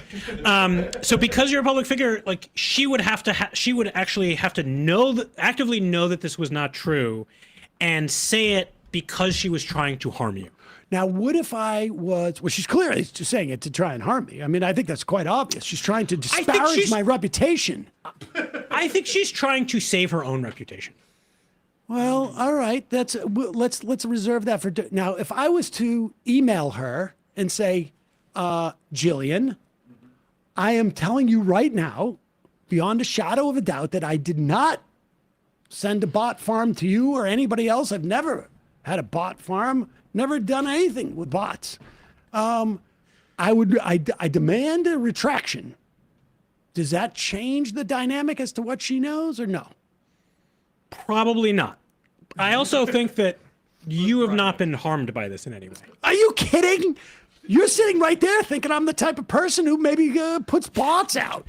I actually think you should ask her what a bot campaign is. Like, I would like her to what is that? Yeah. Well, maybe she heard this. Isn't she actual friends with Anna Kasparian, who accused us of... actual enemies. Actual enemies. Actual enemies. They fell out. Let's go back and listen to what I consider. Well, she said that Kamala Harris did paid ads on our campaign. I don't know. It seems in the similar vein. With Sam Seder, and literally they launched a bot campaign on my YouTube, flagged all of my videos for demonetization. I have something called LifeLock to protect my credit. I have never in my life seen it warn you of death threats on social media. I had, as of last week, it stopped now, finally, like 95 death threats on social media. They sent bots. I have, like, on the one video that we did together, there are 9,000 comments and 100,000 views. So Red Seat had to deal with the back end of my channel because they thought I was like buying engagement. It was a nightmare. And what's funny is that before we engaged in that conversation, I didn't even remember interacting with Sam Seder. I didn't even know who he was, only to find out that there were numerous videos of himself and, the Hassan Piker's. Hassan Piker calls this guy Uncle Sam, and this group called Vanguard, and they'd already sent death threats to this email I'd set up for the podcast. It is exactly, Dave.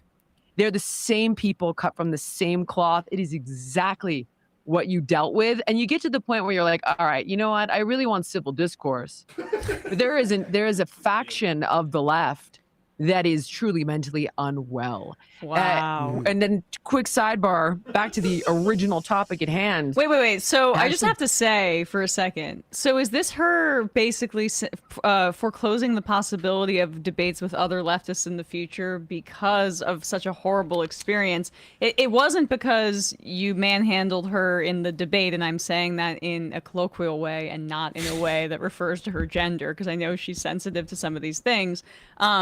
But it wasn't the fact that you manhandled her in the debate. It's the fact that the left has all of these bot farms, and if she were to set up another debate with a leftist, she could get even worse death threats. I have a suggestion for a remedy. Really? Yeah. Okay. So I think the remedy here should be that you demand a cut of the revenue from that live ad for LifeLock. Well, that she gave from LifeLock. Yes. I mean, fair. I have gotten death threats on social media, but LifeLock has never contacted me. I'm not sure that's something they do. I don't know that that's what they do. That's sort of interesting. But I guess what I take issue with there is that, like, how does she know it's not like the Matan people? Like, she embarrassed herself in multiple shows in a short period of time. And that is, I think, not best practice. Because if you're going to embarrass yourself on a show, you should make sure that there's sufficient time for you to assess where the criticism is coming from, rather than going and embarrassing yourself on another show just days later. You need to spread these out so you get a sense of, like, am I getting blowback from embarrassing myself here or over there? Yeah, look, I don't think anybody no one should be subject to death threats. I just think that, like... Oh, I agree. I find it hard to believe that she is. It has not been my experience that losing a rhetorical debate to you makes someone the target of violent threats. Which is why she says it's bots. That's why she says it's bots. Seems unlikely. I think people would probably go and celebrate by criticizing her, but not, I would say, a death threat. That seems ridiculous. But it really does seem like she doesn't want to do this again. Also, can I ask, what is Dr. Drew doing here? He's an actual friend. He's an actual... being there for friendship. He's an actual Is there friend. more of this? I mean, we can go to the Rubin one. Oh, yeah. Let's go to...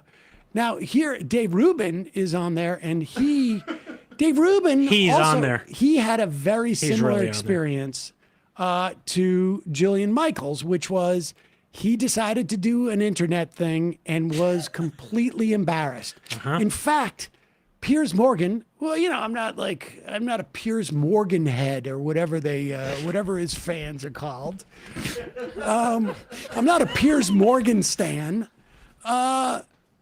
Piers Morgan actually had a segment that was entitled something like, is this the internet's stupidest person? Yeah, dumbest man on the internet. Dumbest man on the internet, talking about Dave Rubin. With all the people that dunked on him in the Jubilee. And so what's going on between these actual friends is like crisscross. I cover for you, you cover for me, and then we can try and escape like, he's the dumbest man on the internet. She's the dumbest woman on the internet, but not when they're actual friends and crisscross. And I honestly believe several of them would have killed me if given the opportunity, truly. And you all know my guy Joey, who works for me, and he said to me after. Just note that Dave Clips is who inserted the music. Yes, this is when Dave Rubin is talking about going into the Jubilee, and that he thought that they could have actually killed him. You know his friend Joey. His friend Joey, who's a security guy. I should say, I went to the Jubilee. I did not have security. I guess that was a mistake. He said, Dave, I made a choice halfway through that if one of them was going to attack you, I was going to get involved. Because that's the level of tension. Like, I could feel the daggers coming at me. The ones that, mostly they had horrible scowls on their faces, but the ones that smiled at me actually seemed like the most dangerous because they were like Joker smiles. And the weird Joker smiles, it was so distracting and so unpleasant. You can't have discourse. I don't know how you pulled it off.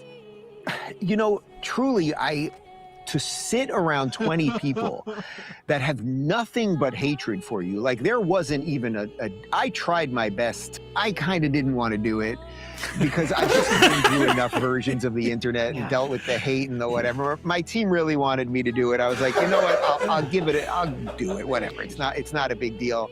I tried to say, I'll show you a little respect to start this thing. They offered nothing. For 2 hours and 55 minutes, I think I did a very nice job. I did have one blip moment where I kind of blanked on something. And pause it for 1 second. Now, you don't work in the intelligence services, but when someone does this, when you say something, and that sort of means like it's a tell, right? They tell you with the FBI, like that's a big tell. Also, did he watch any Jubilee before? I mean, he didn't prepare. The premise of the show is that there is one person willing to debate and be surrounded by people who strongly disagree. That's the premise of the show. Yeah, but nobody said anything about scowls. Yeah.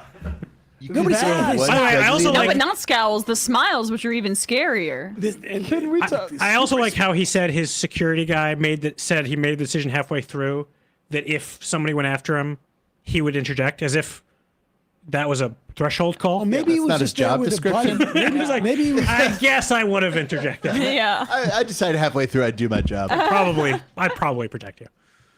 This is the way that they're it's like they're appealing to people who are a little bit unwell and shut in, because like the thing about it reminds me of people talking about demonic possession. It's like, oh yeah, when they smile at you, I saw something demonic in it, and it's also just antisocial rich people behavior. Like this is the only time they've had to interact with anybody who like gets a paycheck and lives off that paycheck. Right. And they were disgusted because he goes in to talk about how their breath smelled and shit. I have to say, I think it is just him running as fast and as hard and as furiously as he can from the abject humiliation he suffered.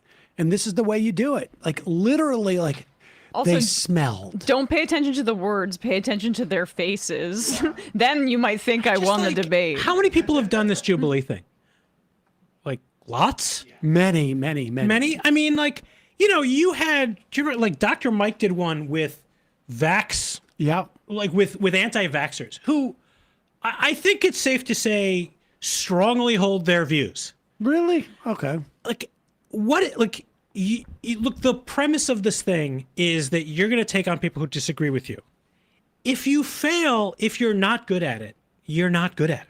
Well, to be fair to Dave, it's possible that he didn't know he was going in to do the Jubilee, but that he was driving somewhere. That's right. And someone kidnapped him and brought him and dragged him in there with his buddy. Said, we'll let you bring your security guy, but that's it. And took like a mask off, and then he's sitting there. That would be scary. That would be very scary. Under those circumstances, I think it would explain why he brought up premises that he could not defend. Under those circumstances, he did great. He did great under those narrow circumstances. He did great. But let me just say publicly to Jillian Michaels, I think it's appropriate for you to take back the thing you said about the bots, because that's a total lie. If the rest of the stuff is true, you should show us, because I never got that complaint before about death threats. Never. It's sort of shocking because we've done many debates before. But I will say this, that any member of this audience who behaved in that manner, commissary privileges gone. No exceptions.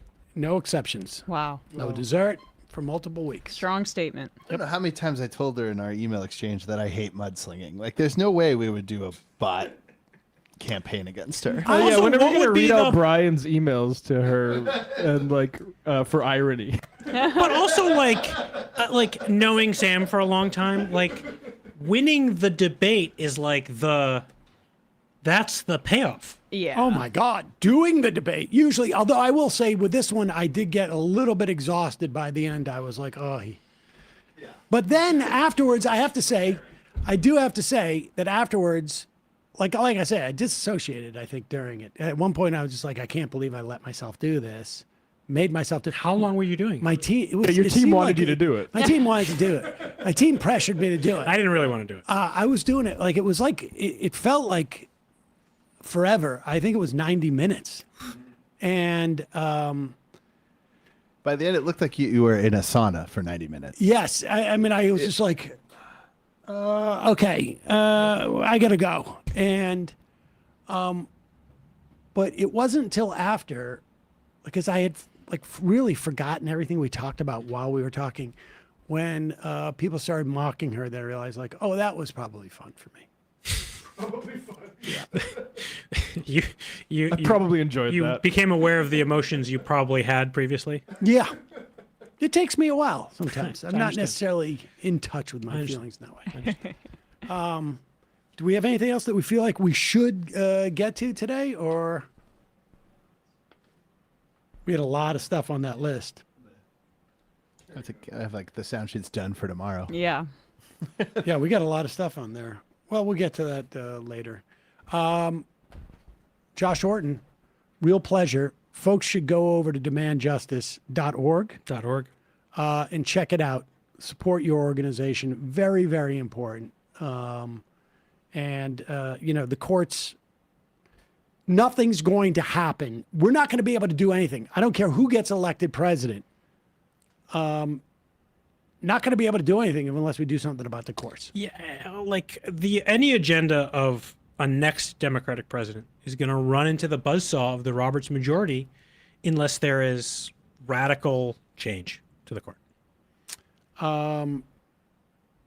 Thank you, Josh, for coming on. International Socialist said, have you noticed the Bolivian government is ramping up military reaction to the popular uprising? We're going to have somebody on tomorrow. Confirmed. All right, fantastic. Matt, Brian, Emma, great job today. Josh, you were also pretty good.